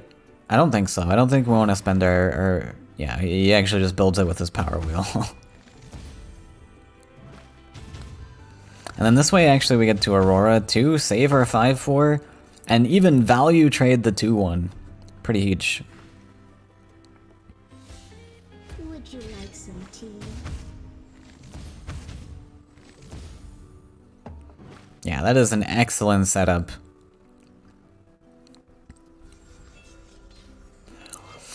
And we made it to our 7 lands. Yeah, what? I think one thing that's a little bit of a bait with Water Ellie sometimes is you want to utilize this card, you feel like, in the later game, but this is actually a really bad card late game. The purpose of this is coming down early to have an early collecting body and land ramp, but in the late game, you probably have a lot of stuff built up already, a lot of cards and mana, Faeria. And investing 4 Faeria into a pretty terrible stat line for this stage in the game just to build a land is really bad, especially when you have other cards to play. If you had nothing else to play, then sure, we can dump the Water Ellie. But since we had 10 Faeria of other stuff to play, we want to prioritize that. Just gives us more, like, staying power.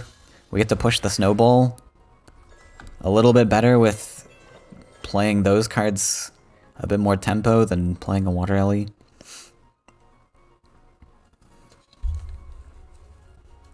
Man, Gabriel Noble's a decision, though. I never found this guy was good, even after the buff. Used to be a 4/5. It still doesn't feel that worth it to play. Like, it's just so absurdly expensive, and on 3 lakes. Let's get crazy.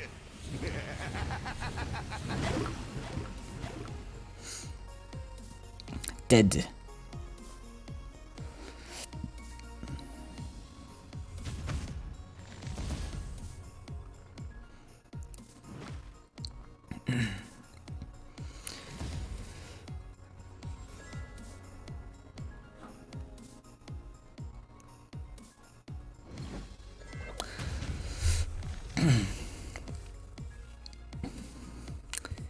Don't have a lot.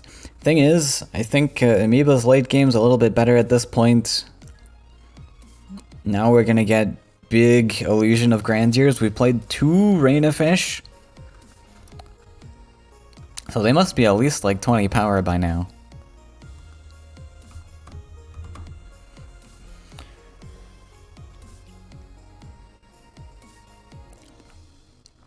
And Sesh really struggling to keep a foothold here and maintain Faeria collections.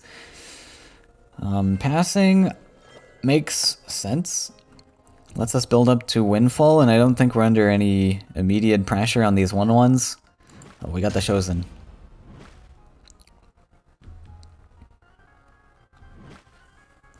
We're gonna have to throw a Yak attack into that 6-2.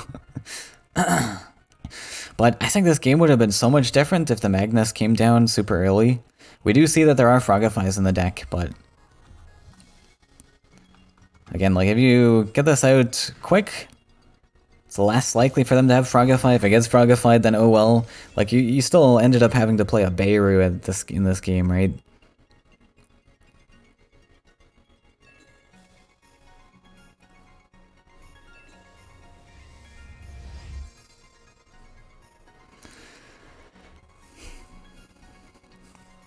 Looks like he's thinking of trading this one to open up the well spot and get some Yak attack collections. And that's all he can really play. Can he afford creation in here? Yeah, he can. So I guess do creation on top of this so you don't die.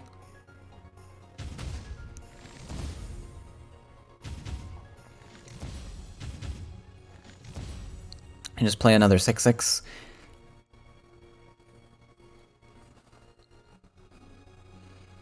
I think it makes sense.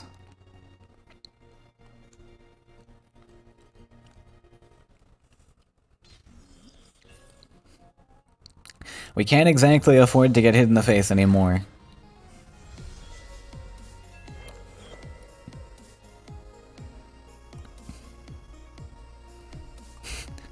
Watch the line. Frogify the 6/6 into Frogify the 1/1 into trade, and we get to smack face for 6. Incredible.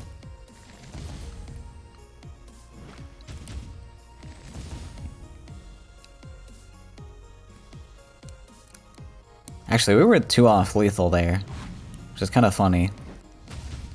Because we had a 1/1 back here, we could have Frogified this one, hop over, we'd have to build a land.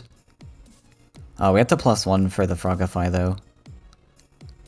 So I guess we couldn't do that.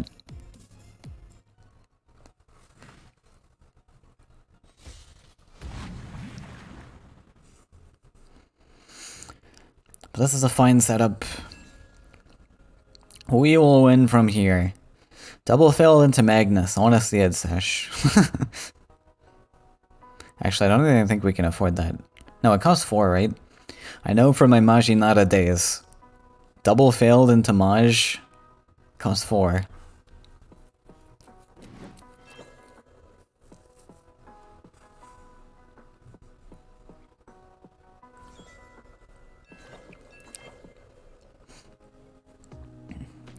Red meta is back. Red is the meta. It always has been. I think red...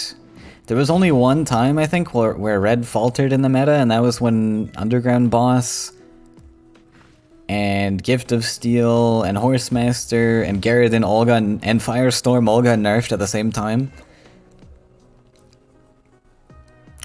But then they literally just buffed back Underground Boss. It used to they nerfed it to a 3-4 at one point because red was so oppressive, and they put it to a 3-5, and red is still super OP. Top tier. Red and yellow are the top in the meta right now.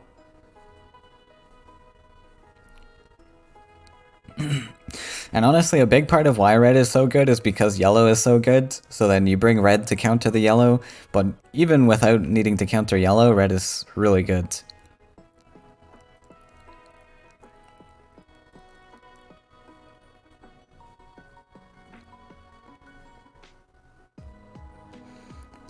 Need to work on my yellow rush. I haven't actually brought a yellow rush, I don't think ever, to a tournament before. I really never played it. So I want to give it another shot. I think I needed more removal in that deck. Okay, Amoeba taking the first one.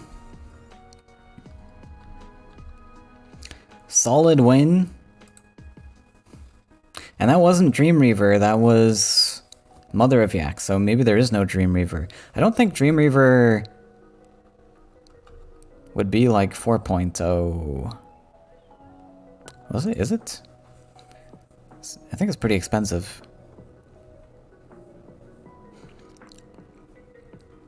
Well, Sesh has to try and find a counter here.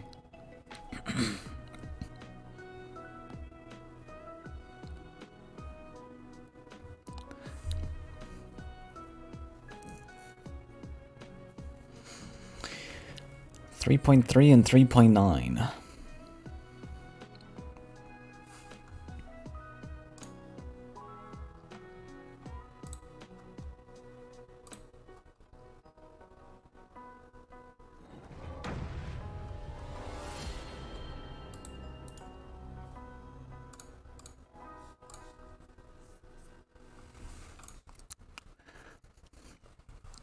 Alright, there's gonna be a lot of blue versus blue in this series, isn't there?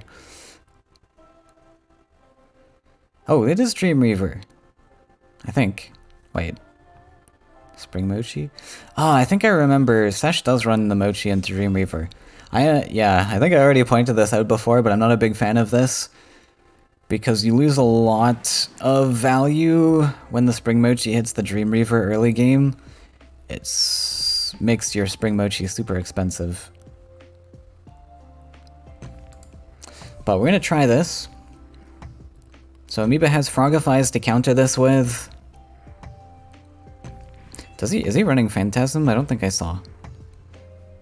I don't think there was any Phantasm.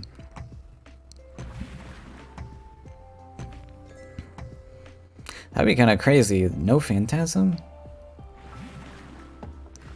Pretty sure I didn't see any, unless we just missed it. This is gonna be a pretty solid Gabrian Noble here.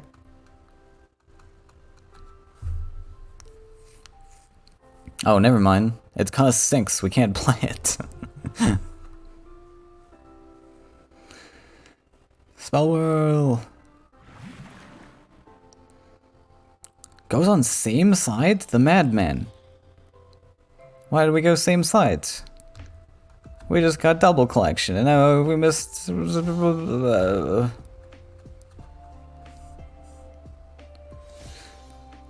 That's okay.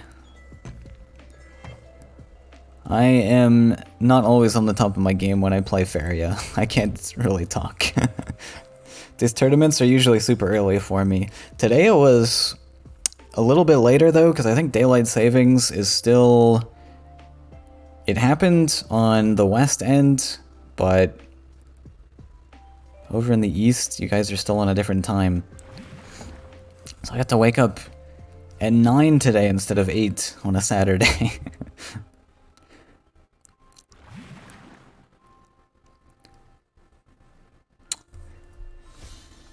Man, imagine if we had double collected this turn, we could have afforded Beirut.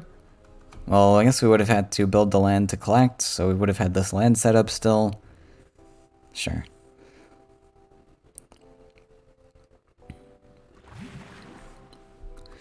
Are there any reasonable 3-power blue creatures that would make Phantasm actually, like, useful? Like 3-power collectors? We have Prophet of Tides as a 4-2.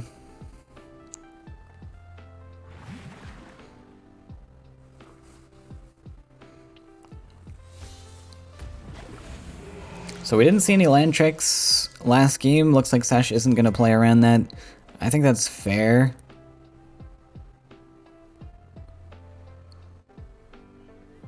I think it's pretty expensive for Amoeba to clear this even with a land trick. So you're not that sad if it happens. This was discounted, right? Wait. Actually, this wasn't discounted, was it?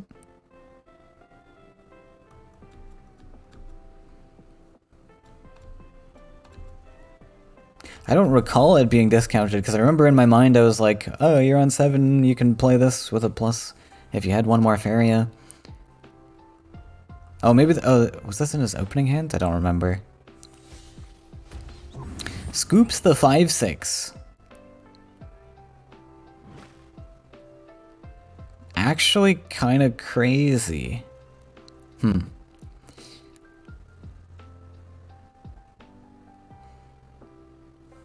So if we can... I guess he built these lands, so he can save the 5/6 with a double neutral.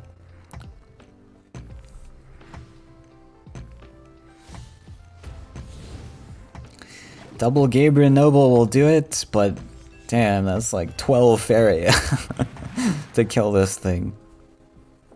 We had a double collecting fish, though, that was nice. Electric. Did it do anything for us? We could frogify this. I think we want to save our frogifies. But we also have Phantasm. So do we have to save it?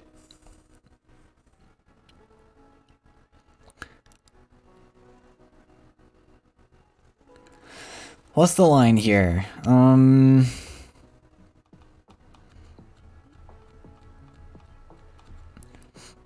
kind of want to get the adventure down. But there's nowhere safe for it. Because we would want to put it here, and there's 5/5s in our way. So I don't think we can reasonably play this. Thinking about Phantasm?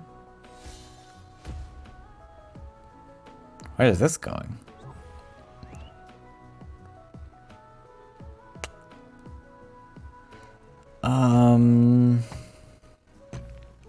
Why not just play Frogify? He wants to line up 5 damage here.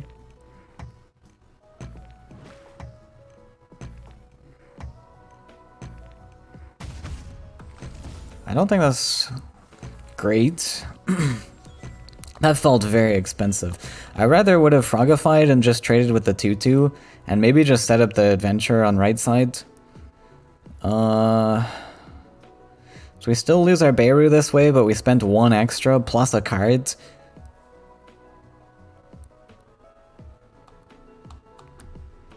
And now this is just gonna get traded. For free. Also, imagine he like trades this, he comes up, trades this, he plays Rain of Fish, and the fish blocks his 2/2. That would be so funny. See, doesn't even care about the Beirut. Because he's just kind of sitting there in the middle of nowhere. Let's get crazy. Dump straight a fish here.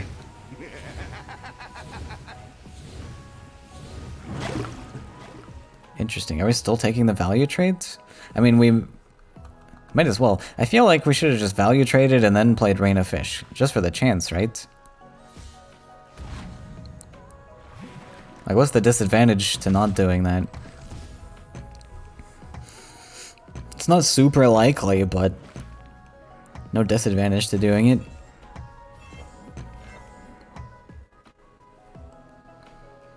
Managed to build this thing up to 8, so that's pretty solid.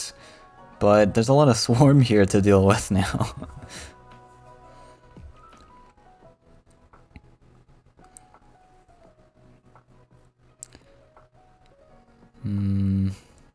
Spell Whirl's good.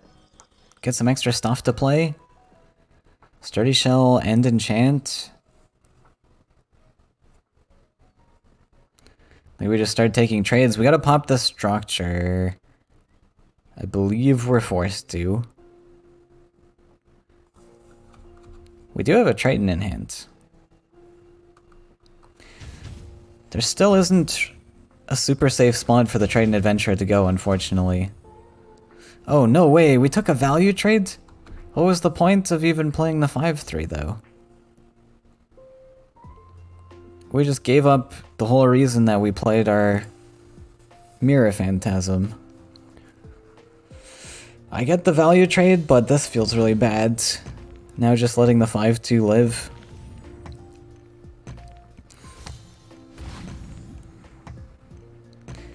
I think Amoeba's super happy to take a free 5-2 hit into the 6-6 and just trade it. That's insane. It was a tricky line here, though. There's a lot going on. Ulani.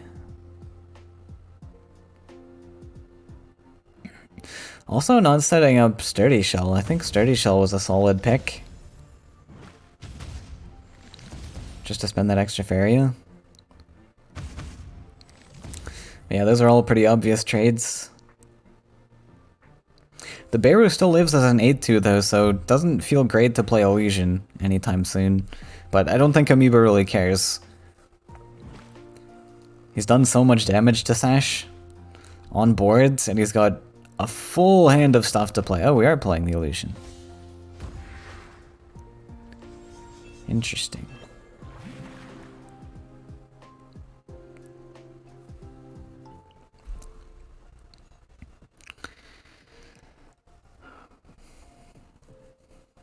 Okay. 2 1 step back. Wait, what? We play enchant here? No way. That seems extremely expensive for no reason. We just spent 2 to draw a card and save a 2-1. I don't think we're in that bad a spot that we have to be that desperate. It might feel this way because of all the swarm, and we are in not a great spot, but I think we have a chance of coming back, and we still don't play Sturdy Shell.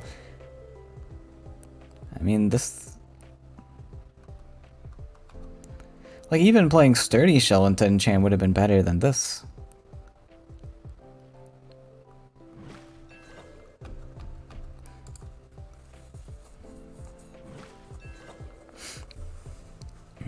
But yeah, it's a tricky one to pilot.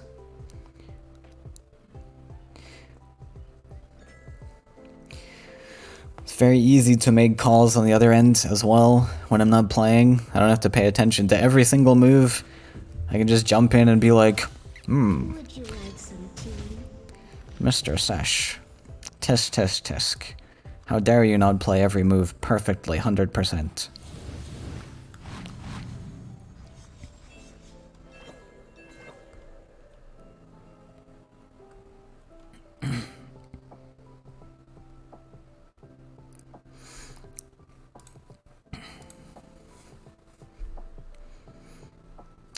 Well, Illusion kind of crashing it.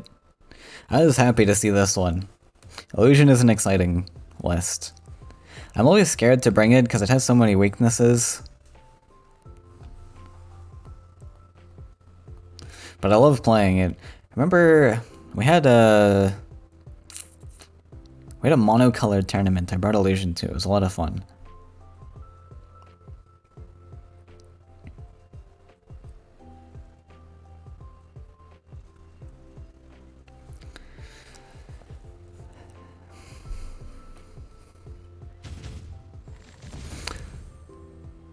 I wonder if it's worth trying to sneak in Dreamreaver lands into face. Ooh, ouch. 8-1 trades into the 2-2. Had to happen. We get Ulani, but that's gonna get fish traded. Unless we play another thing here. Finally the sturdy shell comes down? No, surely it's Fagoro. We're getting crunched with the timer, I think.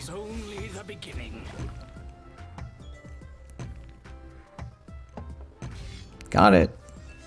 I don't know if that was the best move, but it's better than completely fumbling into the timer and missing everything. But I think these two probably want to be swapped.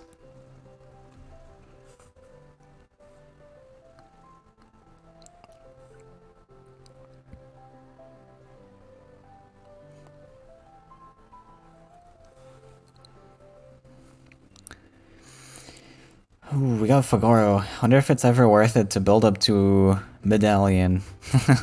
I don't think Medallion does anything on this board though. You'll get a 1/1 illusions with charge 2.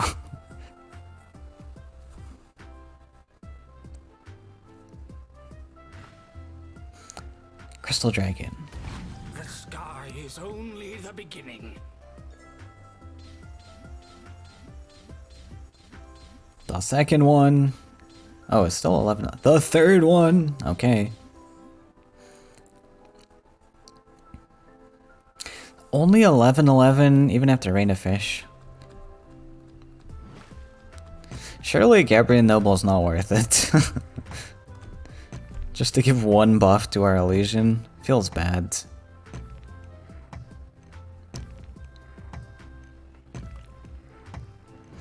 I actually kind of liked Tail of the Old Turtle in this type of list. Tail is such a cool card. I wish it was more playable. I think the issue with Tail is just the card pool. If we had a bigger card pool, it might be better.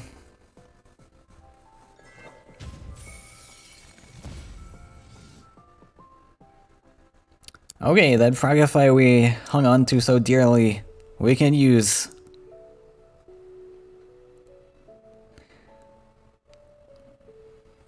And we have Laya too.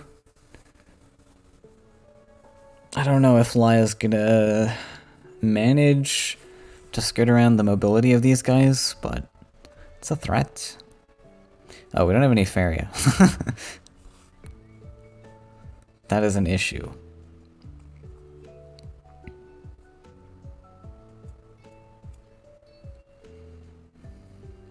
Yeah, I don't know what Sesh can really do here. We have to spend 4 to Frogify. We're in such a bad spot afterwards.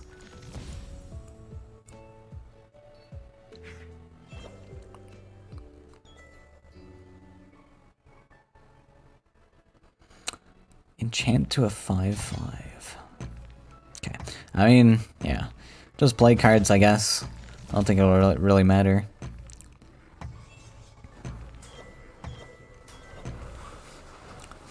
We need a sneaky Reaver, but I don't think we're gonna get the breathing room for that.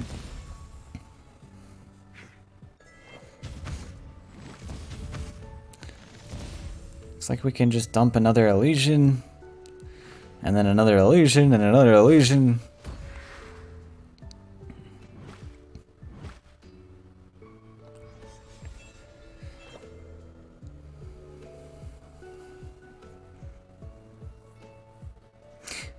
We can put Laya in a relevant spot. That's nice.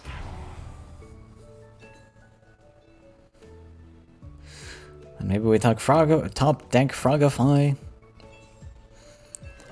But man, quad collect. Ooh. Yikes.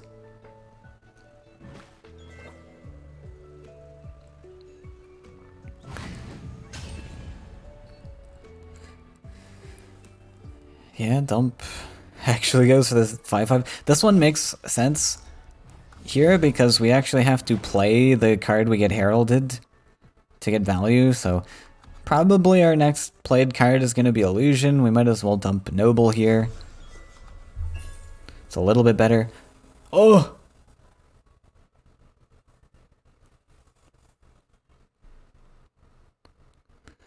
Yeah, like I said, we needed a Sneaky Reaver. I actually forgot that that was getting discounted so much. Did we seriously not draw another 7 cost? Wait, how did this get discounted so much? Did we play 3 Mochis and not draw a 7 drop? That's crazy. We actually might have been able to sneak something, like I mentioned. I don't know. It would have been pretty obvious if we did like a double neutral or something. But yeah, it's unfortunate. We almost had like a Dream Reaver to face Taunt, but the 5/5 kind of does something.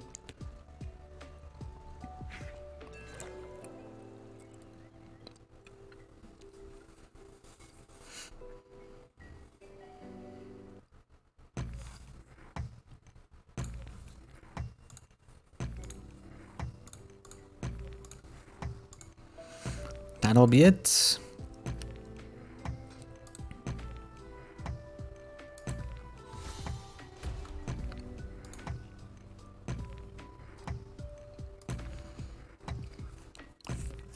Just gonna show off a little bit that we had the 0 drop.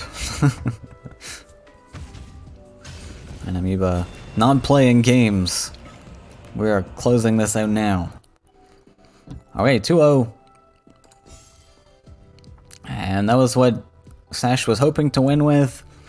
We gotta use the potentially unoptimal deck, but they're all blue. I think Sash is happy to lose to blue, though.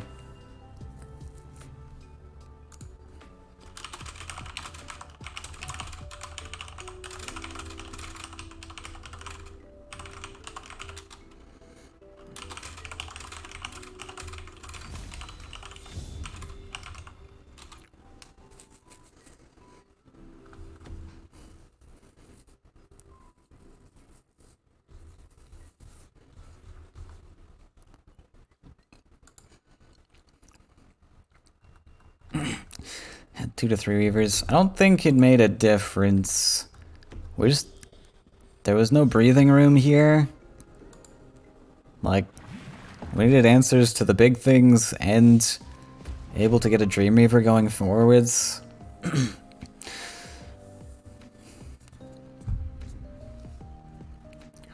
And Amoeba just had too much Swarm going on.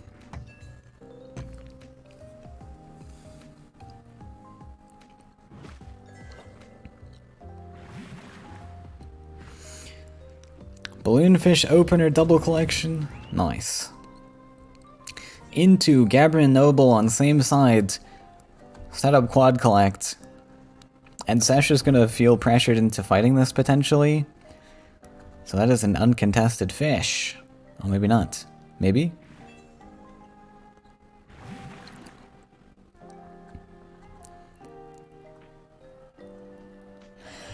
Thinking about Archon, Mochi.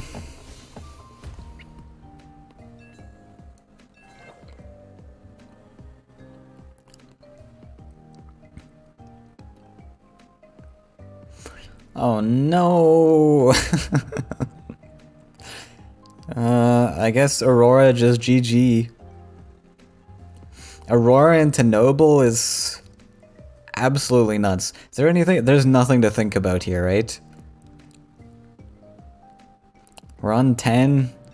Aurora Noble, set up quad collect, completely deny our opponent of any collections. That's insane. Alright, Noble did a thing today. Would you like some tea? Noble made a play. Poor Sash. There's no coming back from that. That's pretty brutal. Okay, Amoeba 3-0ing with the blue. All we're seeing is blue today. Hopefully Sesh doesn't feel too bad about losing to blue itself. Got to see a lot of blue gameplay. And that means Amoeba's moving on to the finals. We'll probably have a little bit of a wait. Pamster's on the other end of the bracket. But... Oh, he is still going in the round of 8? No way. Okay. We'll catch the other end of the semifinals then.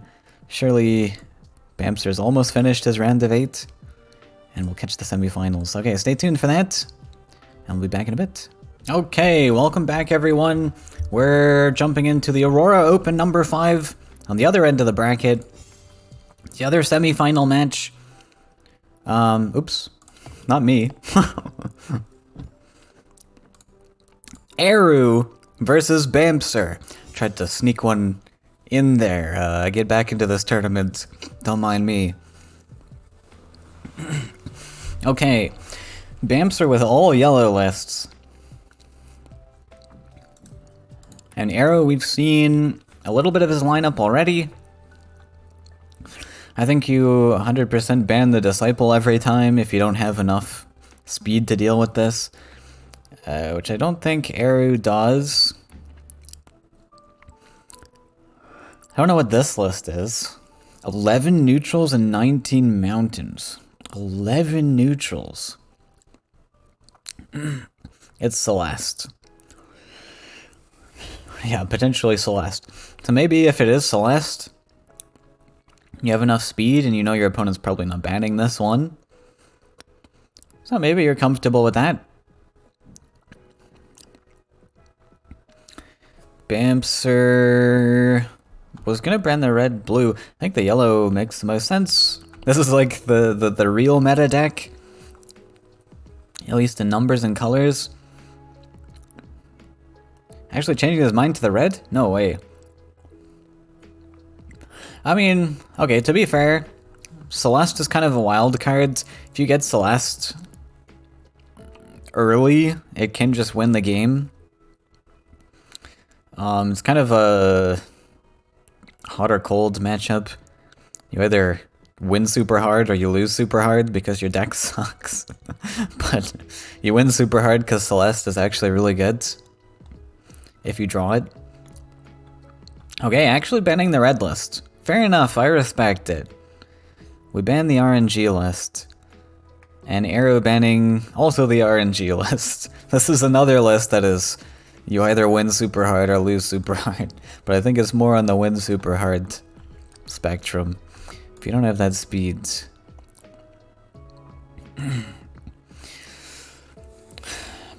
Okay, both players starting yellow. Oh no, this is gonna be a repeat of the last series where it was just blue mirrors. Now we're gonna have only yellow mirrors. Eru's just gonna win 3 times in a row. We're playing the monocolor tournaments. Okay, so I don't think we got to see this list from Eru last time. Certainly haven't seen any of Bamster's lists yet. But 2 Shaden Demon covers is interesting. That is a big giveaway that he's not playing any standard Flyers lists. So, dangerous deck cover there. But, you open with the wrong deck.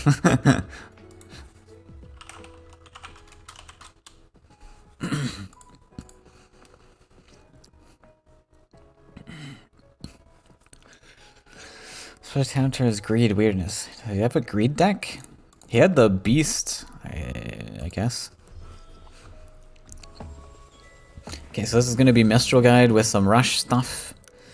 Eru's got a Shadow Silk Fairy, so maybe playing Corrupt?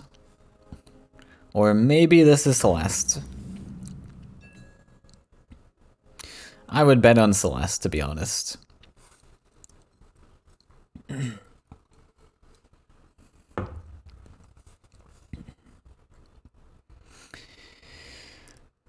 Debating which direction to go.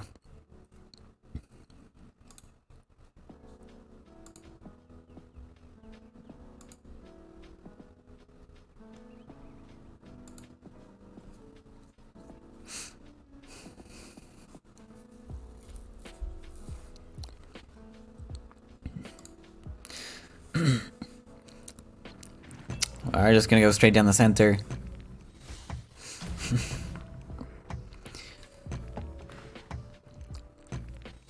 And dump the demon, contesting all of these desert spaces.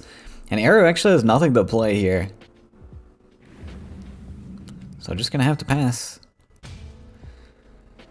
Choking Sand top deck's huge since we can see there's a Shadow Silk Fairy in hand. That's just an instant kill. Some of you new players might look at this and think it's the same value as like a double soul drain. But this being contained in one card is very good. Like more, well, it's better than double soul drain. I wouldn't say very good, but it's better than double soul drain. There's not a lot of targets that this hits, unfortunately, but in rush is very good because you need to clear the way for your rush creatures to actually hit. Hey, I brought a rush list. Bamster brought one too. Look at that. Rush gamers over here. And Arrow's still not drawing anything. So he's gonna dump this Shadow Silk Fairy and it's gonna immediately get choked. Oh, okay, we're spirit thefting. Yeah, that makes sense. Oh, actually, just gonna play this and fairy. Okay, so one of the two is getting choked, but we don't know which. I imagine it would be the fairy still.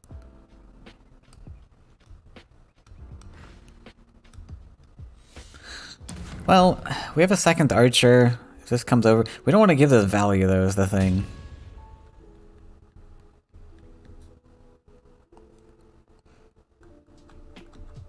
Yeah, I think we just choke the fairy. We can demonic salmon safely. Actually, yeah.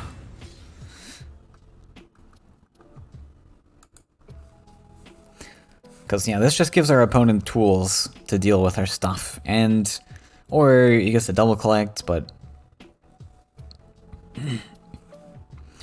the archer we can deal with. This was an expensive 3-cost archer. Doesn't do a ton. Nope, actually takes the archer. Interesting.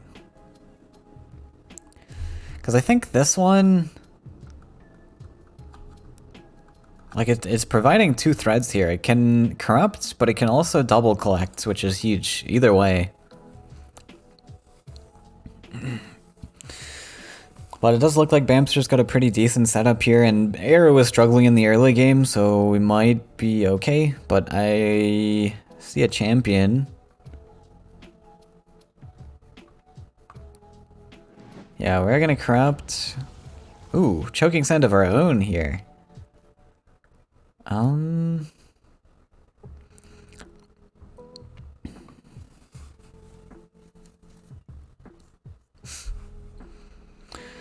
Well, what's the play? We have champion to potentially double...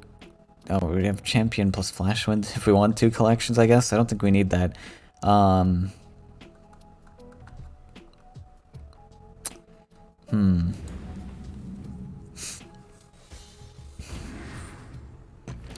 Do we ever nightmare? I guess kill the Saggy. Sagittarius is a pretty big threat. Maybe that's fair.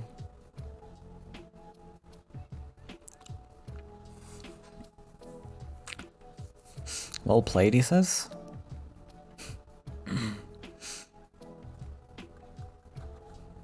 Deserved loss. Okay, he realized he killed the wrong target, but I don't know why he's saying deserved loss. The game's not over. It's not over by any stretch, unless there's a top deck soul drain. Wow, I just had deja vu. I feel like I've experienced this before.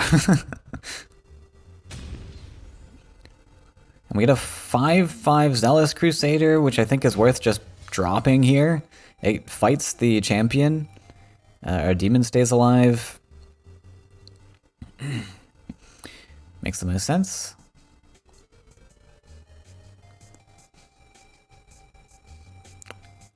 Really nothing else in hand to play anyways. Oh, it's a 6/6. Nice.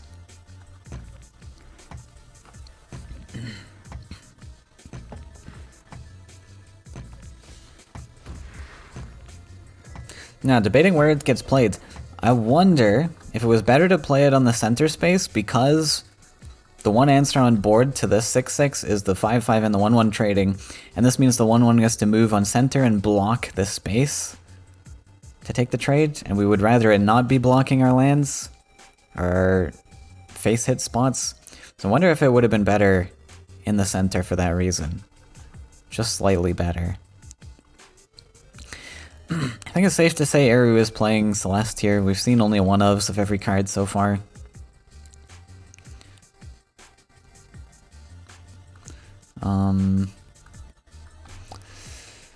Let's see. So Nightmare, of course, does a thing.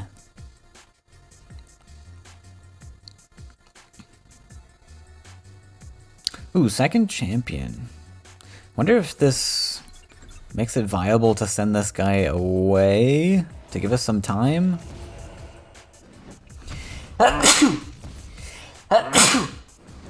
Excuse me. Okay, so this is the play. We've got Wind Soldier. We're one shy of Demonic Salmon in there. But I don't think you can complain with clearing off the champion and going face for 6. Pretty solid. And for this play, we might as well build a desert to collect. Or I guess we want to draw probably for more answers.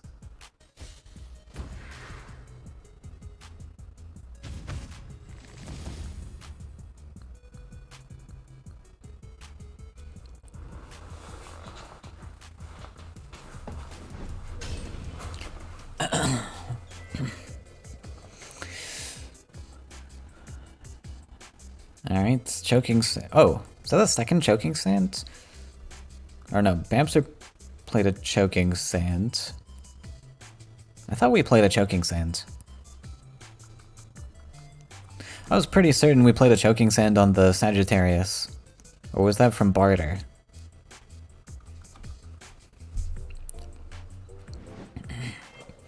Surely this is Celeste, though.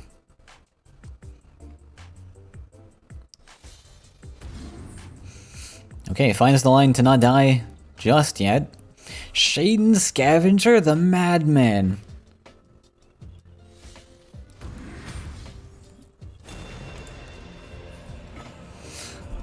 Alright. GG. So we're not gonna get yellow mirrors for the entire rest of the series.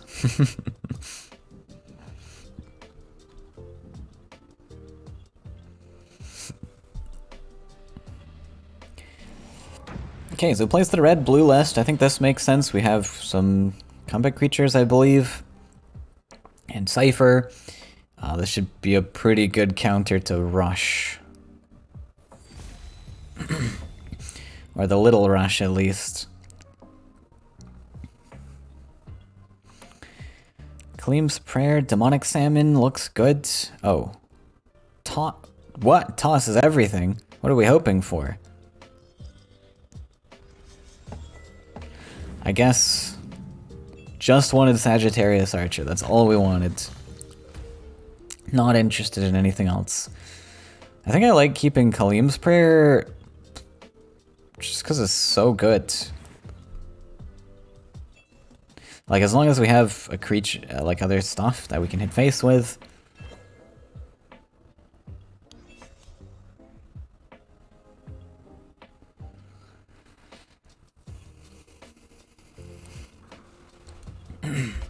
Is it worth flash summoning here to try and top deck Sagittarius for next turn? I don't know. Probably not.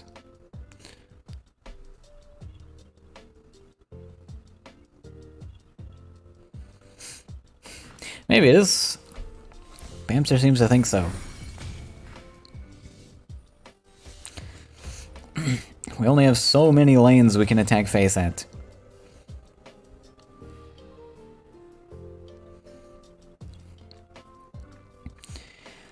So Copter Wrath is an option, but that Axe Grinder is a pretty sweet trade, but then we have no creatures on board. So I think probably Copter Wrath is the play here. We could potentially Shifting Tide to draw a card. But Copter Wrath looks solid.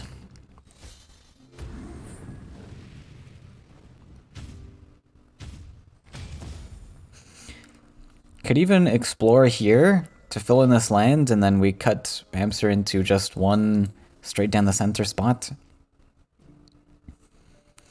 But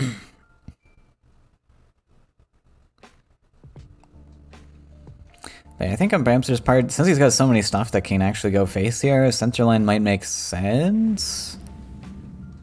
Does it make sense? I mean, everything's got flying.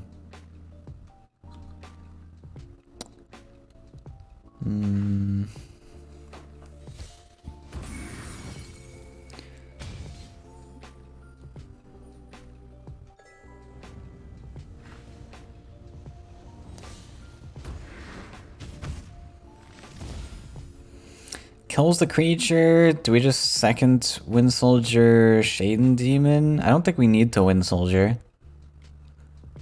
Like, we can just hang on to that and just dump a demon.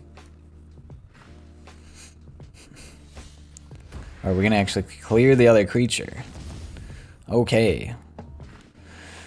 Yeah, that's fair. I kind of like this. Then you get a solid 5/4 at face that probably can't be answered. I mean, I wouldn't expect Bomb Slinger in this type of list with a blue splash. Ooh. That's not bad. For the next turn. Find an answer. It does mean Bamser gets to smack face and develop quite a lot of stuff. Yeah, well, I guess it'll just be the demon. We could do Crusader. I think I like getting Demonic Salmon out, though. We're not under any pressure as Bamser, so we might as well just go for the value game. Build this up a little bit higher. I mean, maybe you're fearful of like Humbling Vision in the future, but even if you are, you don't want this to be on 5/5 stat line anyways. Oh look, Humbling Vision. Speak of the devil. Wait, did we just play a land? Stepping on all demands. So we will have to invest the Explore if we want to shake her Flame Burst. Fills in those lands. Okay.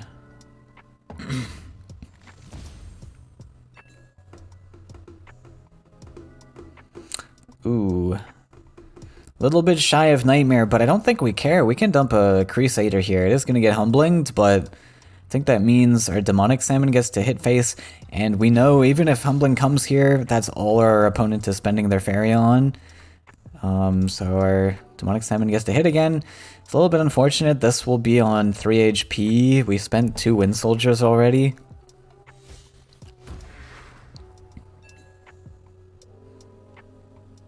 Which is why it's sometimes good to hold. Oh right, we used the second one to clear this. That was fine.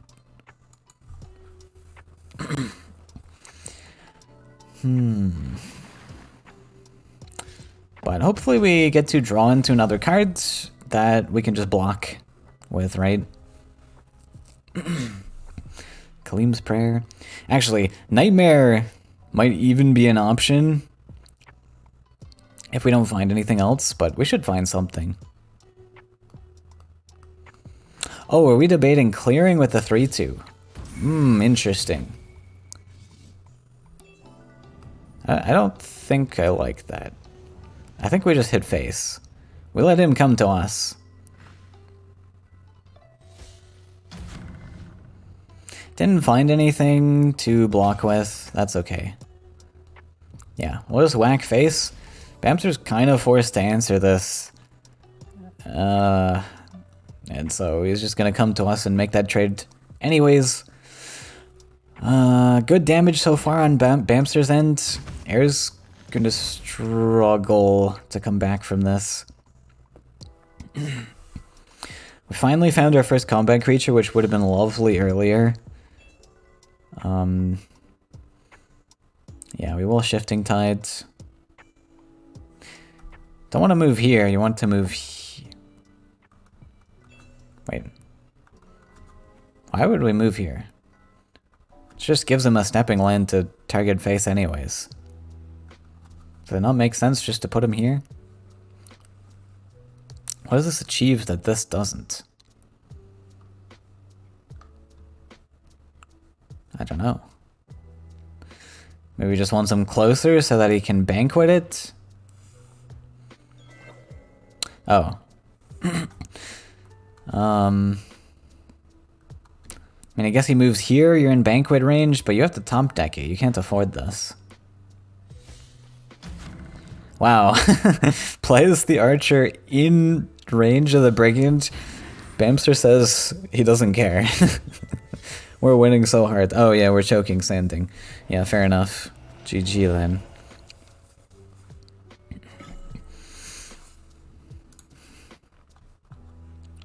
Okay, Rush takes his second victim. Game 3. Honestly, I think this was the better list for Arrow to counter it with.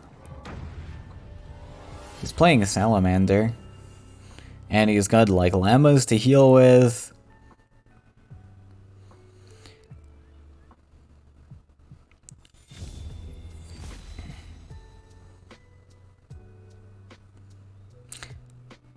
Wait. Illusion. Oh, right. I forgot there was illusion in this list. Yeah, okay.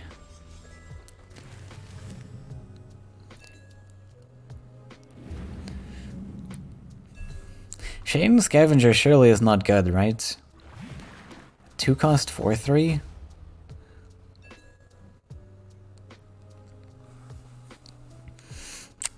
I don't even think that's good.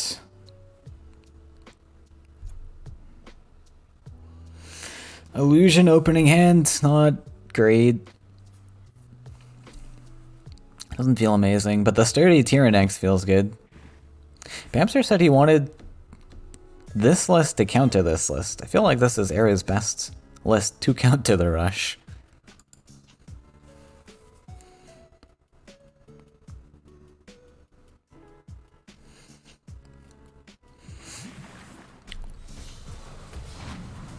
The big creatures will be a little bit tough. The Shaden Demons cause a lot of havoc with the 5 HPs, but thankfully we got an early Tyrannex, so we can actually deal with the demon stats. But maybe not. He might just go off to the side. I think then we command this. Oh, that's so expensive. Commanding just to keep our creature alive? Maybe we don't even. Maybe we just accept that this will inefficiently trade the demon and we'll play the llama follow-up, because I kind of do want to play the llama.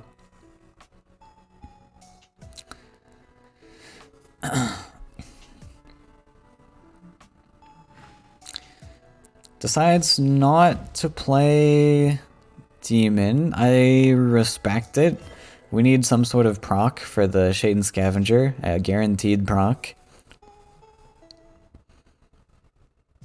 Okay, so since we drew Boar, I guess there's an option where we could do Command and play Boar instead, but I think I still prefer Llama. Like, we can always use this as a heal later on. I don't know, our guy's gonna be at 2 HP. Just doesn't trade super efficiently into anything. Because most things Rush has are 2 power.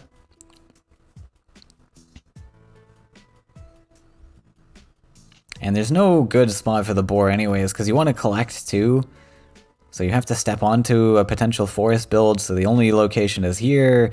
That's not very good.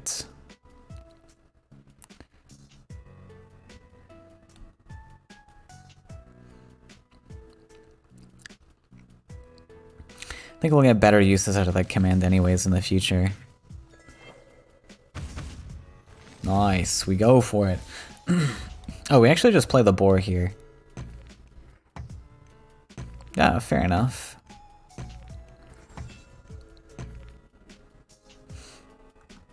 Yeah, okay, that makes sense.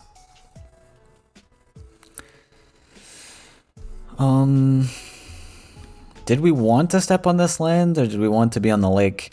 Because this type of Yellow Rush wants to go to 3 deserts, doesn't matter. So this might have blocked more face spots, I think it was better. Just slightly. Probably won't make a big difference.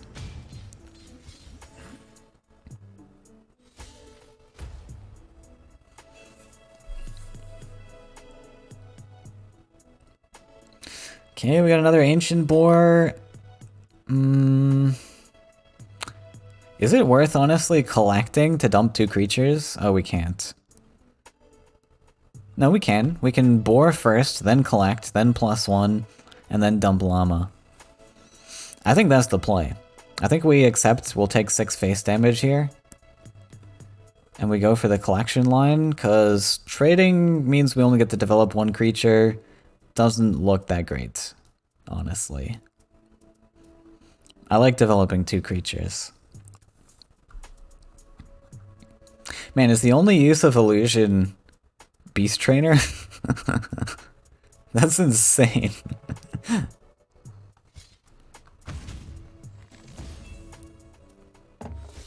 Wait.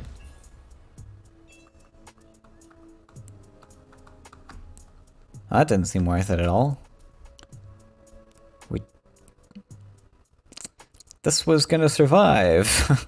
We were afraid of 1 damage from Flash Salmon. I guess we can afford this line and just play Ancient Boar. Fair enough. Okay.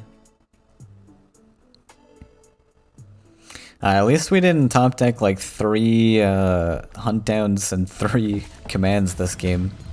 That was the first game earlier today.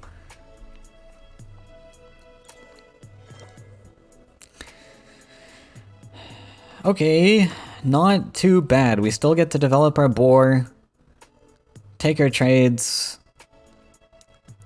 Llama gets to heal us and draw. Also draws for our opponent, unfortunately. Wait, we missed the boar! No! Why have you done this?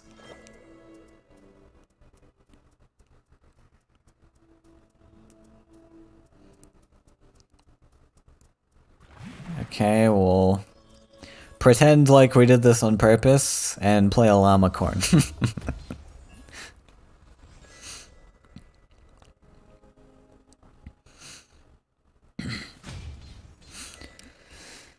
Prayer OP.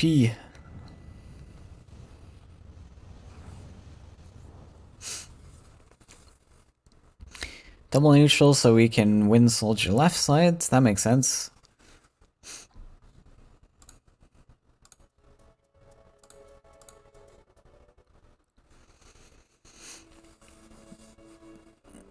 A desert makes more sense, potentially. Almost didn't mind double neutral 1 here and 1 here to lock in this land so that we can fill it in with a desert later on to threaten fishies. Because probably our opponent doesn't fill this one in, but they can. So, might be cool to just claim that spot, since we're really doing nothing else with the lands. Nice curve here. Well, kind of. Wait, I think we can put the 4/3 backwards. Yeah, that might be what's happening here. Nice. Yeah, I think we can afford this. Of course, we can see in Arrow's hand we cannot afford this. We do have a command answer, which is pretty solid. But then Bamster has a Flash Salmon answer. Honestly, with all these llamas on board, Bamster needs to think about building up these next couple Zealous Crusaders as big as possible. Going for the value game plan, because Arrow's healing a lot. We can +1 Ancient Boar, right? Looks pretty solid. Can Ancient Boar on left side too? This is going to be on 1 HP, so we don't really care if the boar will be left on 1 HP also.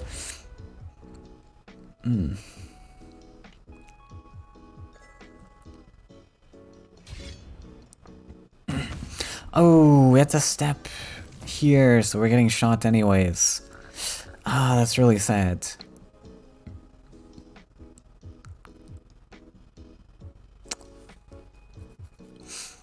That's pretty bad.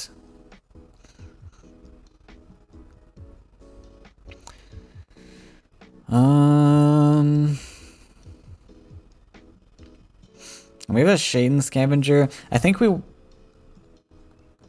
A little bit awkward on what to do here. Because we want to proc the Shaden Scavenger, but I think we actually want to use the 1 damage to clear one of these. And I don't know if we want to use it on this so that we draw an extra card or on this. I think we want to draw a card, potentially.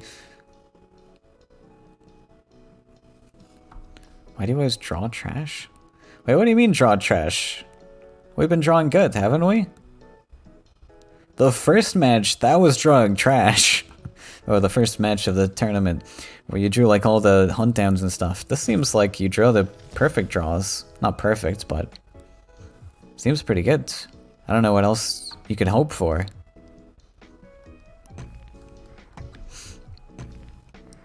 Now I need a hunt down? Do we need a hunt down? I don't know if I like hunt down, to be honest. Ooh, he drops the 6/6. So this is already coming down. I don't know about that, but Aru's a little bit shy of playing the Beast Trainer here. Because like I was saying, I wanted to build up big stats because Aru's going to be able to outvalue this. But unfortunately, we're on 4 here. If we're on 5, that would be huge. Develop 2 creatures, we win the game.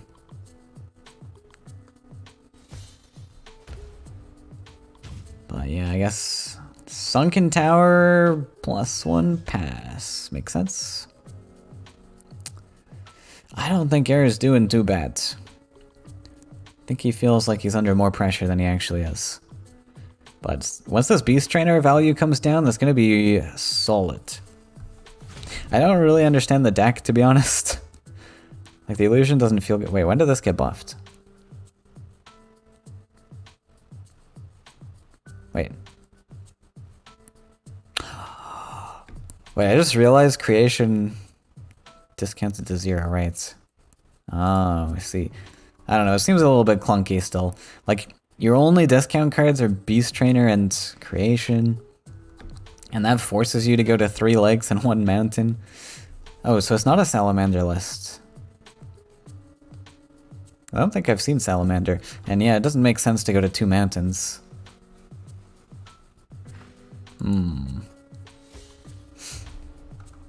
But, okay. I mean, this might be okay where this thing then becomes very big. That's like a 914. A little bit expensive. But, oh no, we drew a llama. Okay. Well, Beast Trainer. And we do get to take this land now. Bamster missed an opportunity to fill this one in. Takes this one instead. Okay, he wants to guarantee a collector. Fair enough, I guess. Oh no, we don't have any forests. Oh, disaster. Well, that's an issue. That might be game losing, actually. And we're gonna get whacked for 6 and we don't have an answer.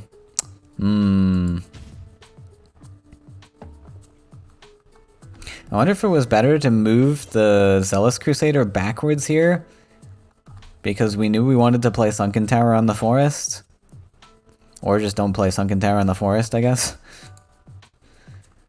Because this move makes it pretty clear that Bamster wants to move here. That's pretty far in the future thinking. It is obvious, but I don't think I would think that far in the future. We should, as competitive elitist Faeria gamers. But we don't. Okay, now we get whacked in the face for 10. Looks good. Might as well play a Sagi. Take the clear. Wait, that doesn't make sense, does it? I mean, we drew... Well, we drew last. We can play Sagi here, hit. And we have enough for Demonic Salmon.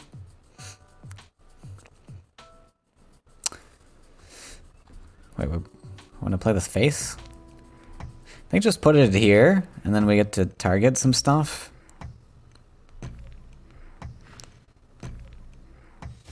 Okay, that makes sense too, so we can walk back and threaten face.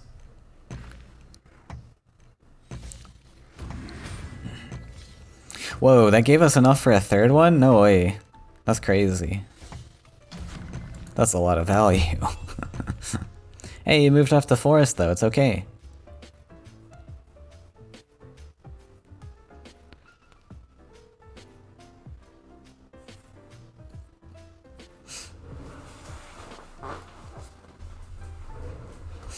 Is it at all possible where we can play Illusion? No, it's not. This thing was... It kept the 6/6 off us, but oh man, was that expensive. 2 Faeria to just move him away for a turn. And then also clog up our land, so we couldn't play the Grizzly on curve. Oh, yikes. Good top deck.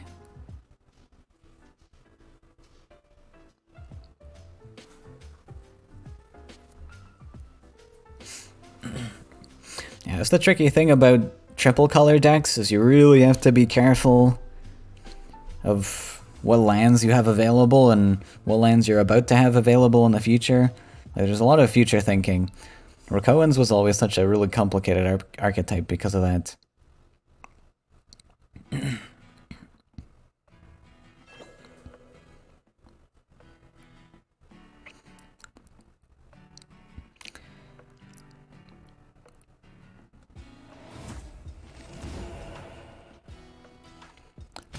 Saves the 3/3. And we will surrender. I think that's 3-0. 3-0 sweep with Rush. Well done, Bamser. Okay, so that means Bamser's moving on to the finals. And I'm sure Amoeba is patiently waiting.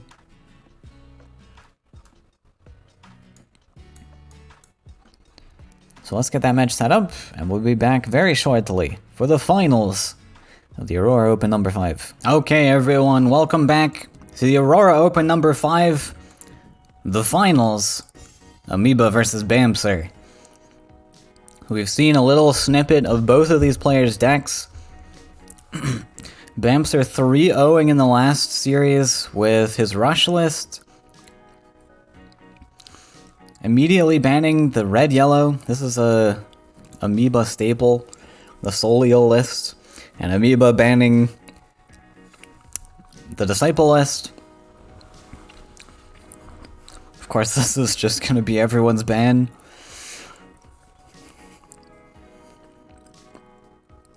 And we'll see what players start with. I think this green list actually has some value here, since Bamster is playing a Rush list. And both of these players might have been watching on stream. They might know a little bit about each player's lineups. Oh, Bamster faltering there for a minute. I think this ban makes the most sense with all this yellow. That's what I would pick. And now Bamster said he made a mistake with the picks in the last series. Let's see if he makes the correct decision this time, according to him. We still pick the Rush list, isn't this?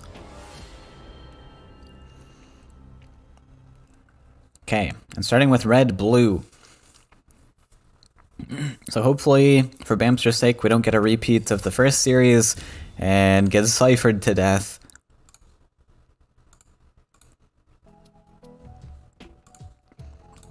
Looks like not right away, but Triton Chef into one of these combat guys is pretty solid. Oh, Bamster brought a monstrosity list. Okay. Tosses one little combat guy and we get punished a little bit. Find a Sirocco. Don't want to see that until later in the game. Bamster also tossing away Mistral Guide and getting a second monstrosity. Also not what he wants to see, but at least it's not a Sirocco. Okay, turn 1, Triton. Cool. There's an option to, like, or a debate to hold this card and use this as a trick, but playing a turn 1 collector seems solid enough. We go to the side, interestingly enough, and I wonder if this decision is because we do find Sirocco and we want to slow play it a little bit. Build up to Sirocco. I guess with a Triton Banquet, we want the mountain here anyways, and we can always double neutral and hop. So we can put it on this left side for options next turn. We can continue down left sides, or stay here. Sends the Manta Rider forwards. Yeah, that looks solid. Especially since Amoeba's... Well, we see Amoeba's hand. His only answer here is Triton Banquet, which we don't want to do when the 2/2's just spawning, so... Probably... Oof, that's rough. That is really rough, honestly. I don't know what to do here as Amoeba. I mean, you might just have to accept that that 2/2's dying. And we'll find some other answer to it. We'll dump 2 combat creatures. I mean, that's all we really have anyways. Hang on to the Triton Banquet. Save it for future. I don't know if I like the placement. I think I wanted these swapped. Just because this guy's gonna go down to 1 HP, and like you kind of wanted to trade with the 2/3 to kill that, and then with the 1 remaining card that survives, we buff this up, but otherwise, man, we can't really like hit the boss in here. Another option actually is, if boss was back here, we could have buffed it, hopped over, and hit the 5/1, and he survives because he gets the 1 HP buff. And then the Brigand also survives hitting into the Manta. So, yeah, I think I would have just preferred these swapped. I don't know what Amoeba's plan here is. It seems pretty convincing to take the value trade as Bamster. He doesn't have a lot else going on for him.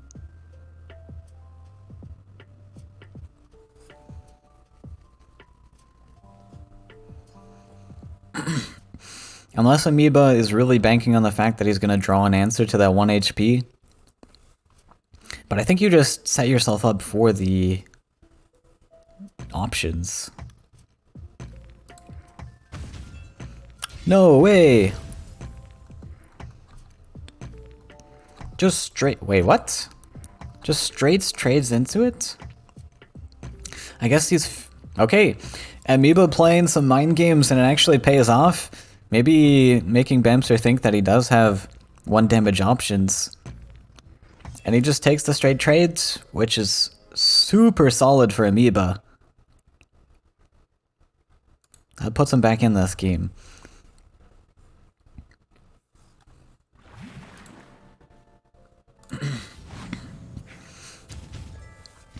Yeah, we'll just take our hop, develop some creatures. Looks good. Monstrosity, of course, is always very tricky, though. You gotta be very careful that this guy doesn't just one-shot you out of nowhere. And it could happen. Okay, this is not the actual monstrosity list, though. We have Bloatfly. We have Bloatfly Bloat in the deck. I don't think this card belongs in a monstrosity list. It just doesn't have the synergy. No power.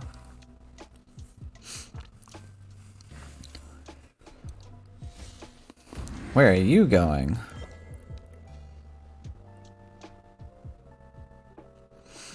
I guess we want to protect this. I don't like stepping in range. This doesn't make much sense.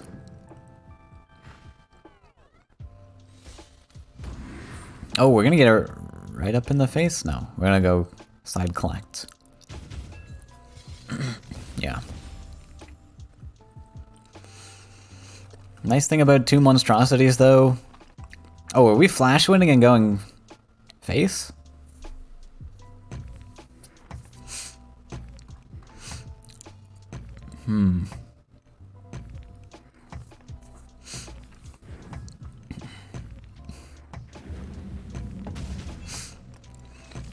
No, we will just take a value trade. Okay. Nothing in Amoeba's hand. He's got 2 6 land cards, so kind of really wants to build up those lands, but does take a draw instead.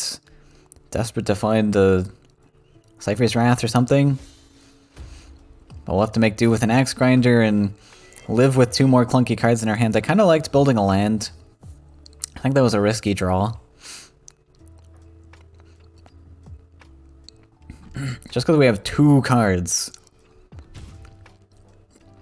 Ooh, we get Vultured. And I think that might be a GG.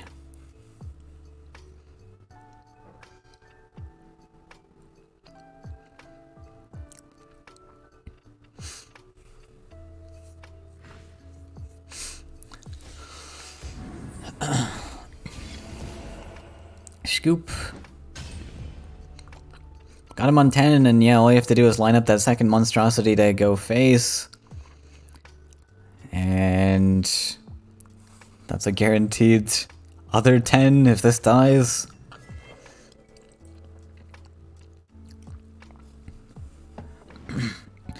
Amoeba better have a Firestorm in here. No, Grappling Hook's not gonna quite do it. Okay. Bams are taking win number 1 with Monstrosity. And seeing that this is Monstrosity now, I think the blue list stands a chance. Don't know about the green. 6 neutrals in this one.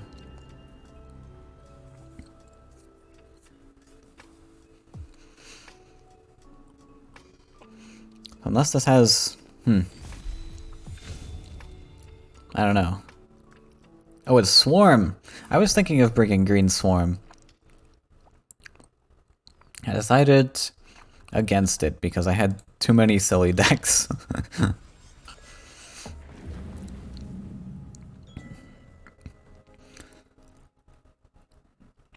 Oh, no, this is not Swarm. This is Rush? I think it is Rush. With Verdurin Force. But Amoeba thinking about this, thinking about whether it wants to go sides instead. Does that do something different if you're already rushing? And he doesn't want to make that decision, so he's just going to dump a Forest Center. Interesting.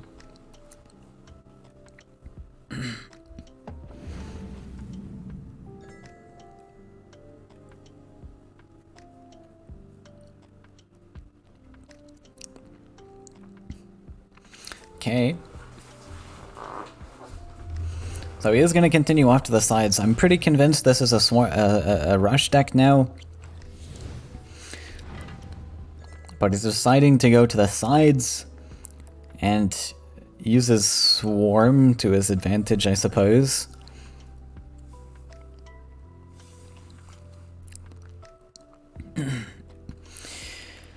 That is interesting. Oh, this poor Willow is waiting to get vultured. So Amoeba's gonna have to try and line up some trades to make Bamster convinced to use Vulture on something else. And then dump the Willow after. There's so much small removal here, it's gonna be really tough.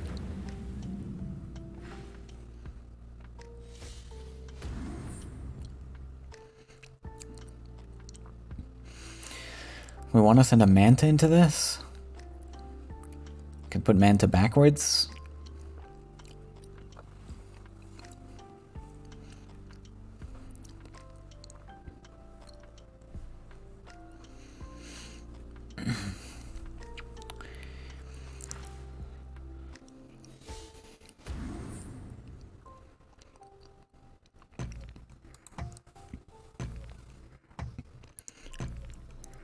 thinking about it. I don't think we ever want to step in range. I mean, maybe we just put him on the desert.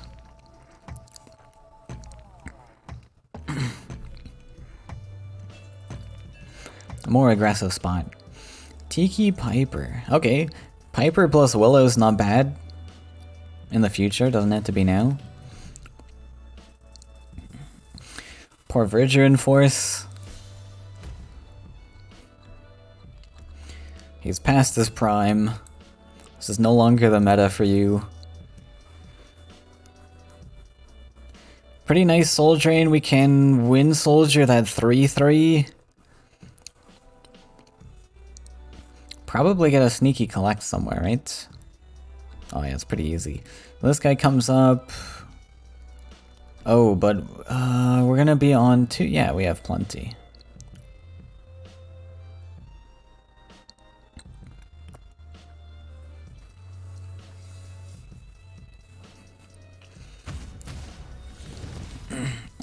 And from here we should draw, probably. So probably we draw last. Nice.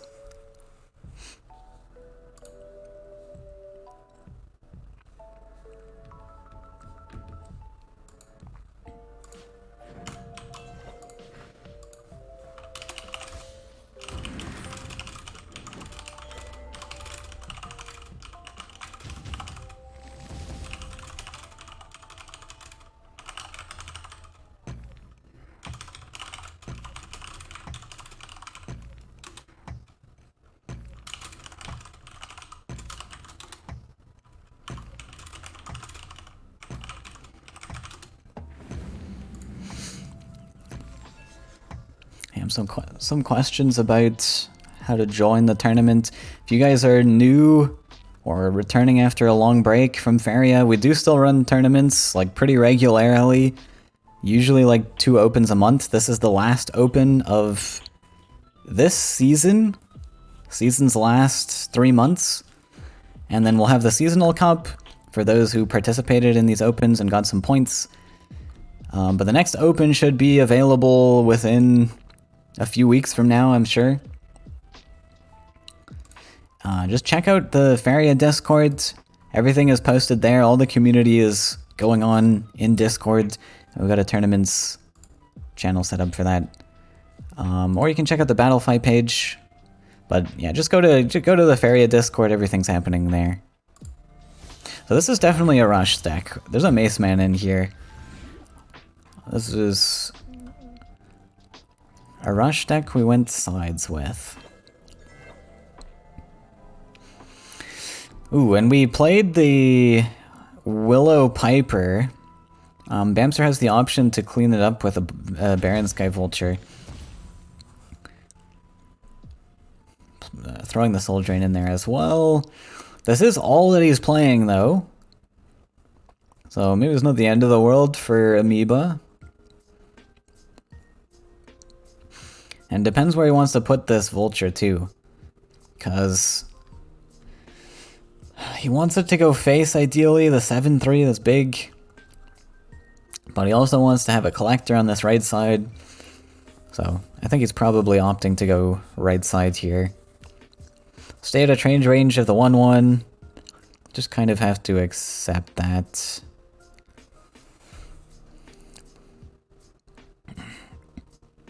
And then Amoeba's next play, I'm not sure.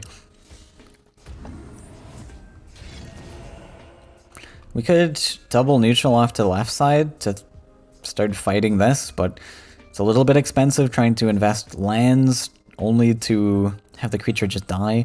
We could do double neutral and play the Mace Man here to threaten the collection. We get to collect ourselves.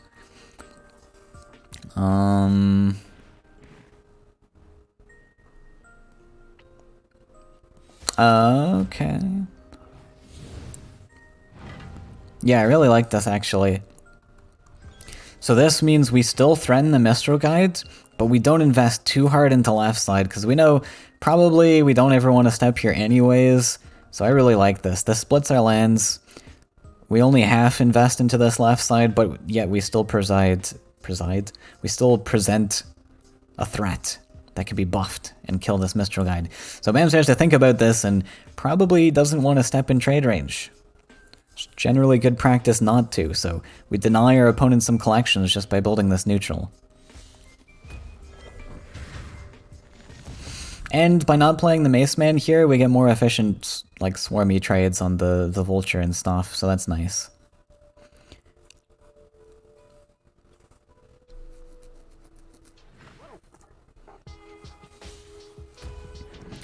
Shane Demon, and he's going to come back and be protected. Oh, is he actually going to step up? Here's another consideration that Bamster can make. Actually, I don't even think you soul drain this. Oh, you're soul draining this one. Okay, fair. Because Amoeba actually needs 2 buffs to clear this. Because in green, typically, the only attack buffs are 2 power. So you need 2 buffs to kill this, and if you're looking at the Faeria accounts, pretty unlikely that he has that with 3 cards in hand.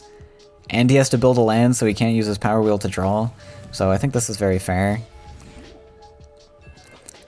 And he does this, but this is going to leave Amoeba with nothing really left on board, unfortunately. Yes, Bamster still gets to triple collect.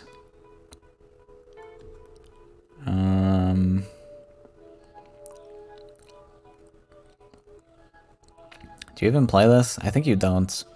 I think honestly you just kill this and then pass. We're double collecting, it's good enough. I don't think we gain anything from having a Baron Sky 1-3 on board.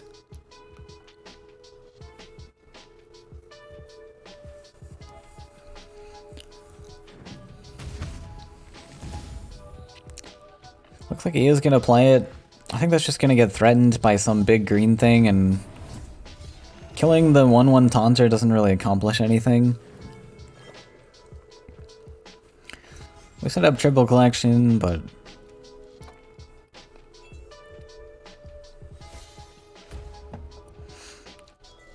yeah, I think Amoeba's happy to play into that.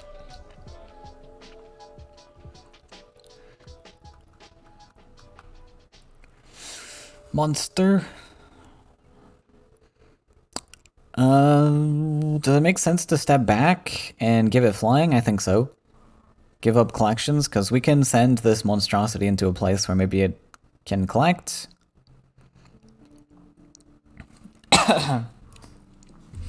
We should be a little bit fearful of taunts, though. Queen's Guard exists if we know this is kind of a rush list.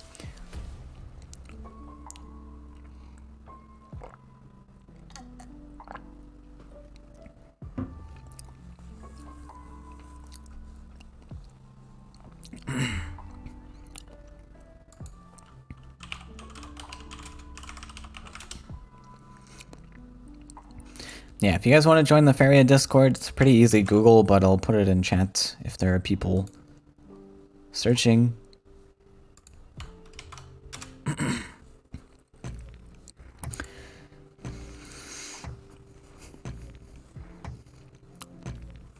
think that's a pretty obvious play. Monstrosity without flying's, like, not the best. But okay, we'll play without flying. We need those precious double collections. But looking at Bamster's hands, like, he's been triple collecting for a while. We have Flashwind in hand, nothing else that requires Faeria. Do we really need that extra bit? Like, by stepping back, we lose 1 collection because we can just send this guy into a spot where he can collect. If he gets threatened by an opponent's creature, we lose 2 collections. Oh well. This also means our opponent invests a creature into the left side, and they can't collect unless they invest a land, so it's like, there's just some trade-off here.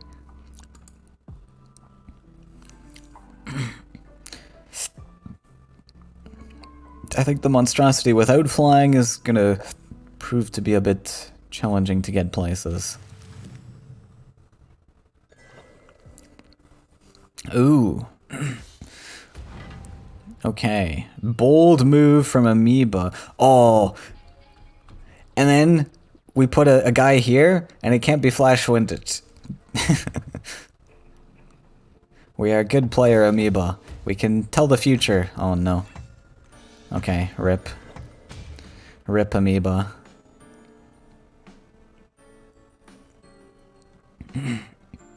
It's all over. Wait, what? Why would you move that way?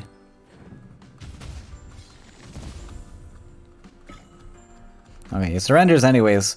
Was that a misclick maybe? That move didn't make much sense. But Bamster 2-0ing? We're on game 2 already? Well, game 3 now. Oh yeah, because he's playing Monstrosity. Monstrosity is like the best archetype in the game. So poor Amoeba, who brought some not competitive decks, like sub-competitive. I think the red-yellow is probably the only like higher tier list. Green Rush, definitely not up there. The blue-red, of course, not. And this one, of course, not either, so... I think this is just a showing of archetype strength.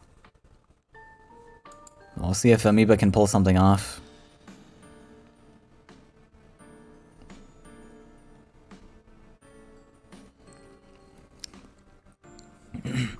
This list is what got me to play Destructive Volley in my red list.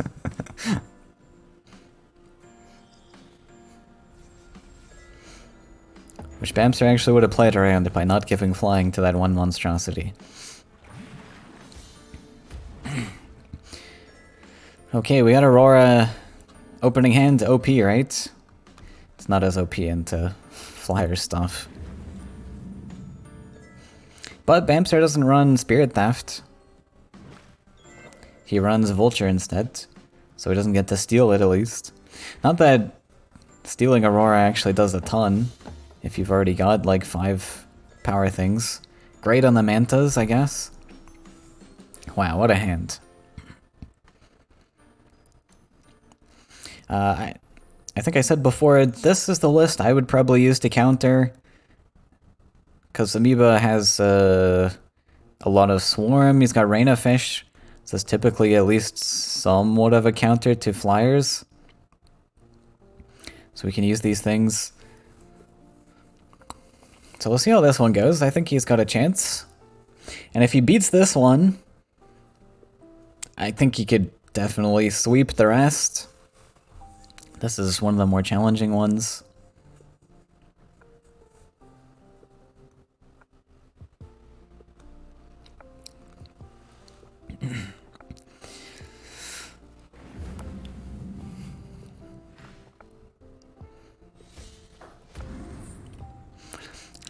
This looks like a better Manta Rider over on the side.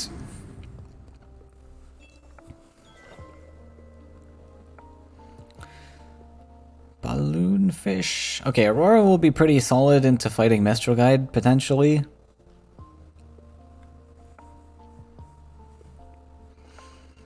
If we just start...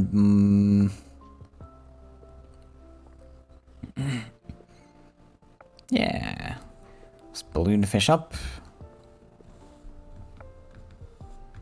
This is actually really interesting. I didn't think about this.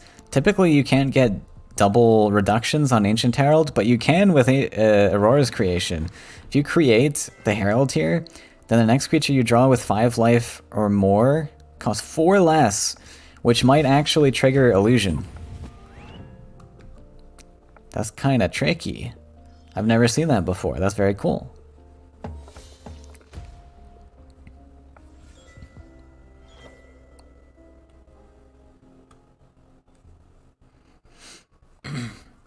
And Amoeba, of course, is aware of this. Plays the second Ancient Herald. I think that's going to give a lot of value in the late game. But we are going to have 7-cost illusions fighting 5-cost monstrosities later on. And they're going to probably have similar stat lines. Though the monstrosity actually has to be drawn soon by Bamster to get those stats built up. Illusion can just sit and wait. We can play it whenever.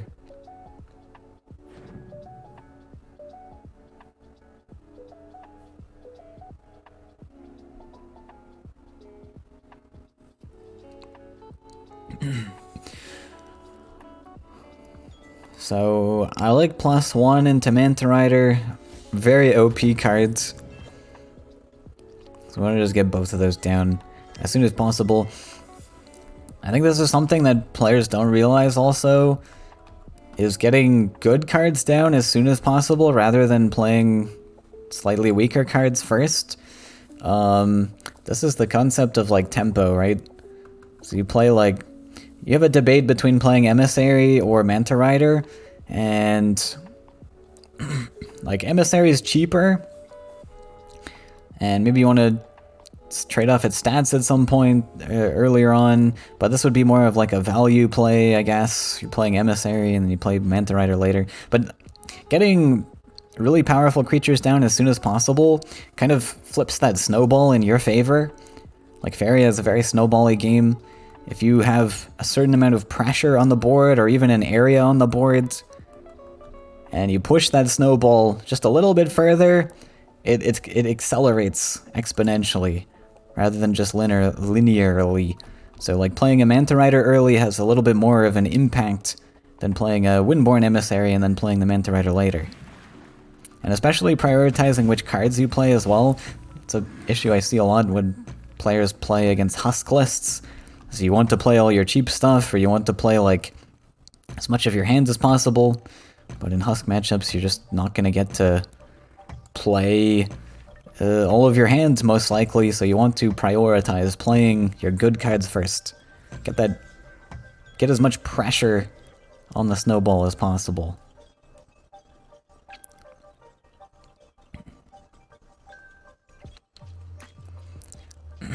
Amoeba doing a good job of just casually sneaking up on this Mistral Guide. It's going to be hard to actually go into trade range of this thing to line up the Mistral Guide. So we'll just accept a double collection for now. If at any point this does come in trade range, we can Aurora. Unfortunately, our left side is getting cleared here. That's not great.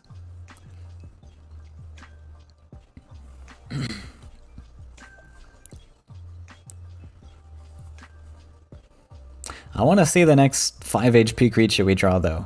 I'm excited. I want to see the quad discount. Oh, Bloodflies, that's pretty vile.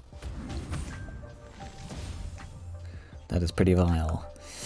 And Emissary is going to get to block collections. That doesn't feel great.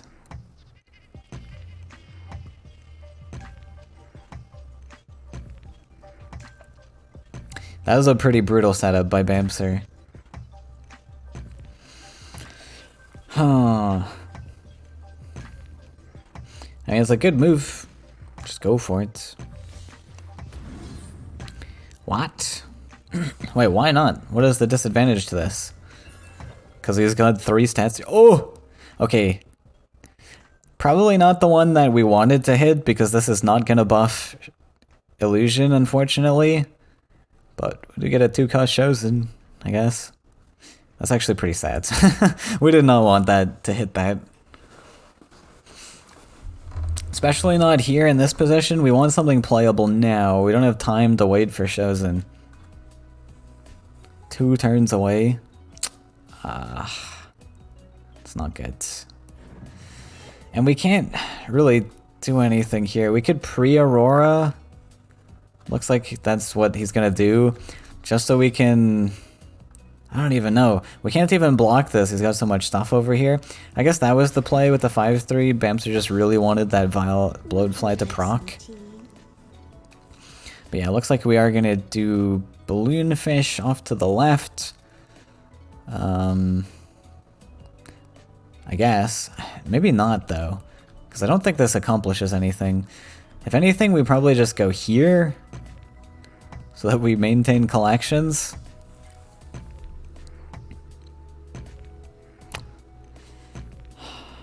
I don't know. That's rough. That's pretty rough. Thing is, Amoeba still has a chance in this game. Like, I think the Rain of Fish is still going to do a lot for him. He just needs to maintain some amount of collections for long enough. I think he really wanted the 2-2 here, though. This guy's going to be able to come down and body block, and he doesn't get to collect.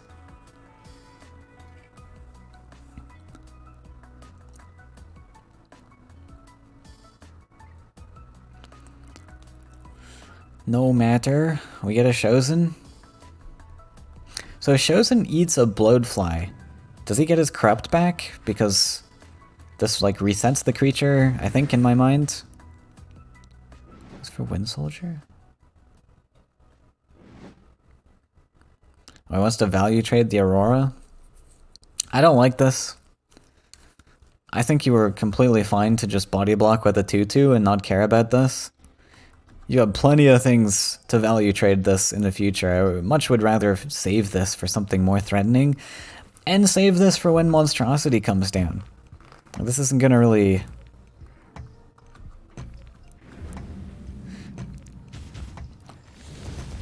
Yeah.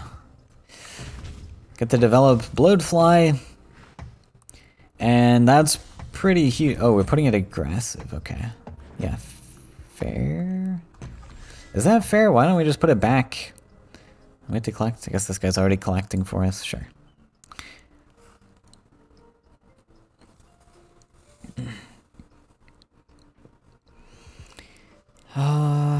Now the debate here is whether we want to double collect with the 6-6 or push him forwards.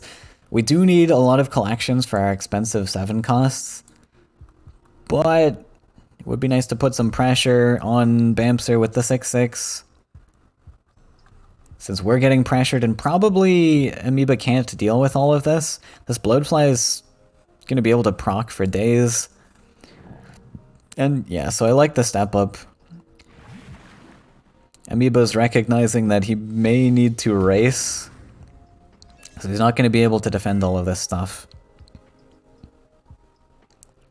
Ooh, and the Monstrosity is drawn now, but we have a Frogify, so it's okay.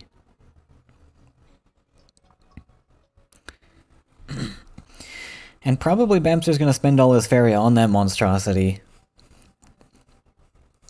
Actually, first time Chosen would kill a creature, instead swallow it.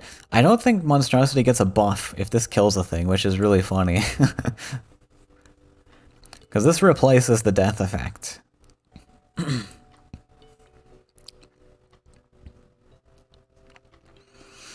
Bamster also has to try and find some sort of clean answer to the 6-6. So another thing this step up does too is make it really awkward for him. Like, how does he deal with this? I guess the 2-1 is an answer. Because Chosen doesn't particularly want to steal a 2-2, but he might end up having to. Ooh, protecting the 5-3. I like it. I think.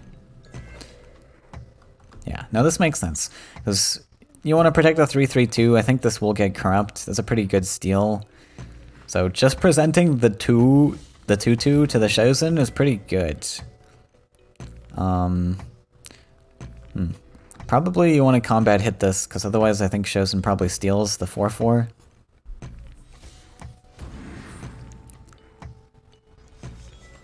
And then we do have a race on our hands. Oh wait, this is going to be a huge racing opportunity that Bamster just kind of gave him. Oh, and we got a Water Ellie. We can really put the pressure on with this. Yeah, that was a pretty bad play. So, here's what I'm thinking. We step up the 6-6. We Chosen trade this. We play Water Ellie to get an aggro Lake. And we play Gabrian Noble. And suddenly, this is a 0-5. And we have threatening 12, 17 damage at face. And we've taken nothing so far. Wait, what? Why have we done this? Wait, what? Amoeba, what are we doing? Wait, that doesn't make any sense at all, does it?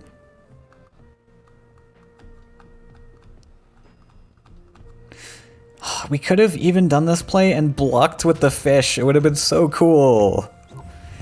And the monstrosity would have gotten 0 triggers. Oh, I don't like this. I mean, okay, it's still probably a fine line and safe, but I really liked the aggro line. I thought it was cool. And we're dumping the Frogify. I don't think we needed to. Oh, that line was so good, though. Should have done all this stuff. Protected our Chosen with a 1-1. Because Bamster has 0 answers to that 1-1. The monstrosity still is a 0-5. He can't even combat hit it. Damn. Missed opportunity, and I'm disappointed.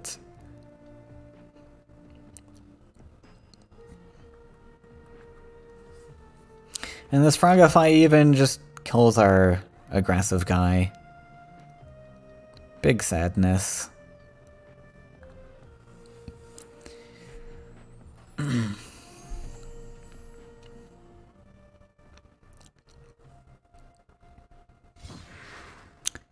Training.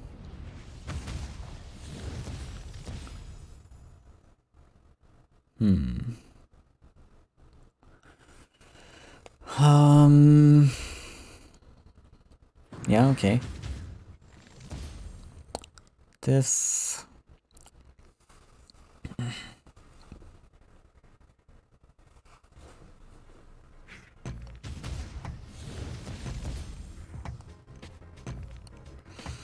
Yeah, looks solid enough. So it looks pretty even, but I think Amoeba still has those Reina fish coming. Those are going to cause a lot of damage.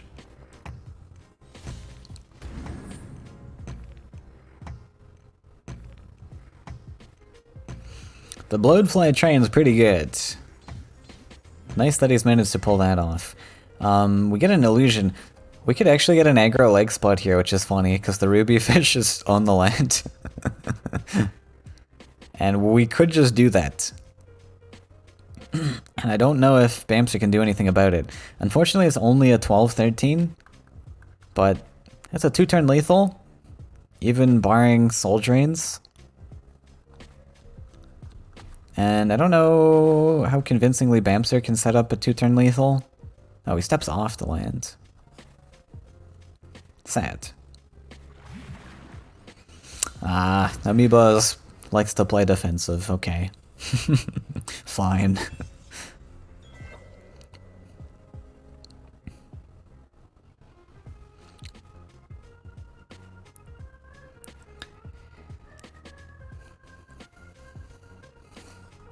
So we had 5, 8, 9, 10, 11. Not quite enough.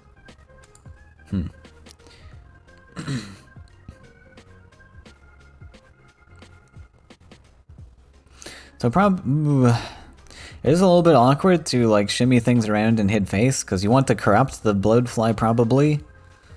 A training?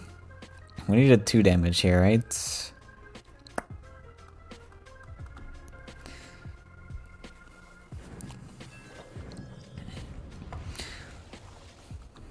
Yeah, we'll just make the shimmies and probably just dump more creatures. 7 to spend here, that's a lot.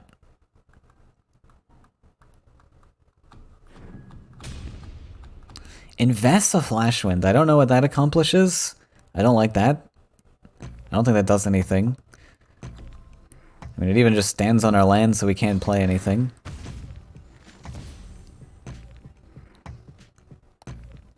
Trades the fish, okay.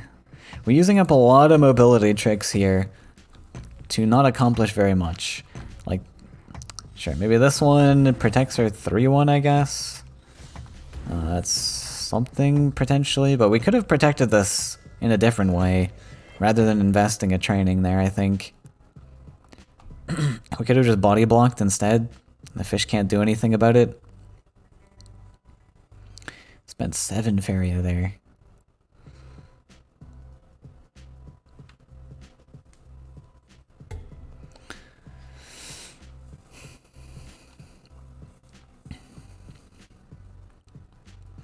Well, the 4-2 is threatening. Threatening our fish.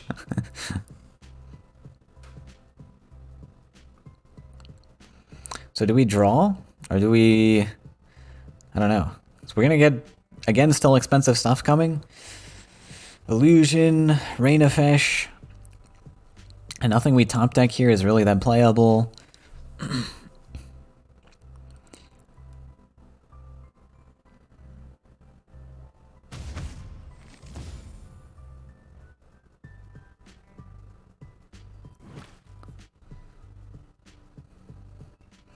We're going to build a lake, actually, to protect our fish.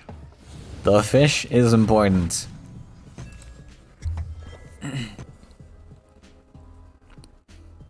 Okay. Fair enough. More blood flies. So 4, 5, 6, 7.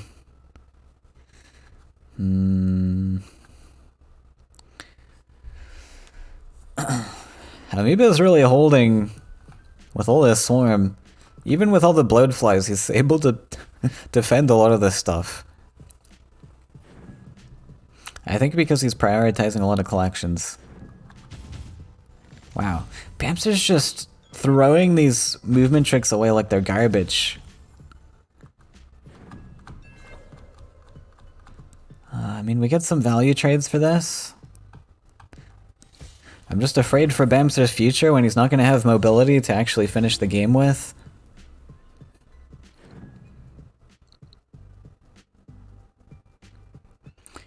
But maybe the bloodflies will be enough. We can just toss the second one, right? Threaten the land. Why not?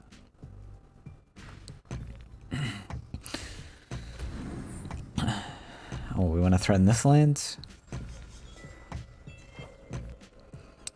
Creation. Oh, we don't quite have enough for that, do we? Whenever you summon, this gains attack while in hand or deck. Actually, I'm not sure if this gets the buffs. Based on how the card text reads, I would assume no. But I don't know. Faeria logic is not always good English.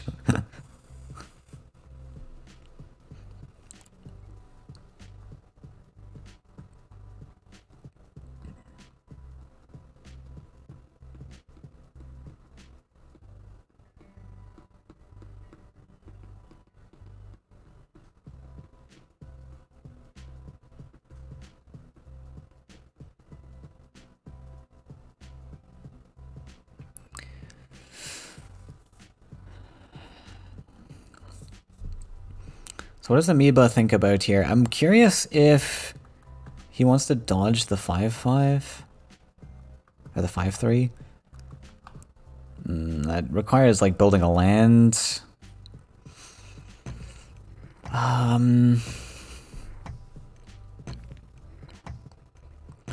kind of a tricky spot. What do you do?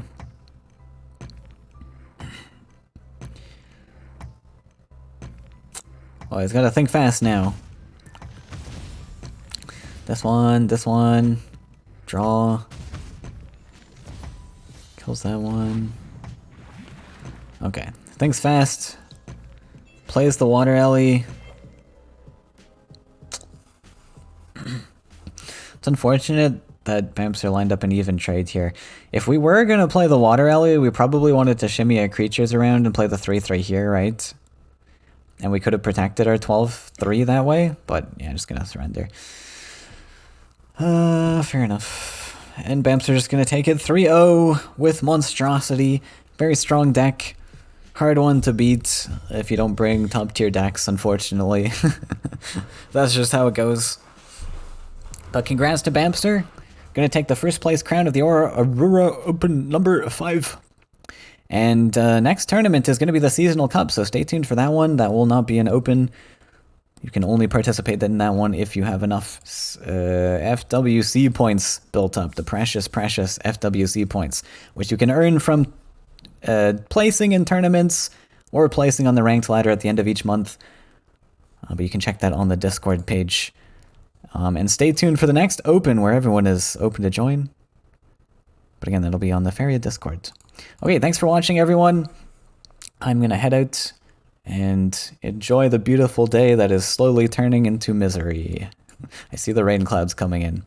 Okay, see you guys later. Thanks for watching. Bye-bye.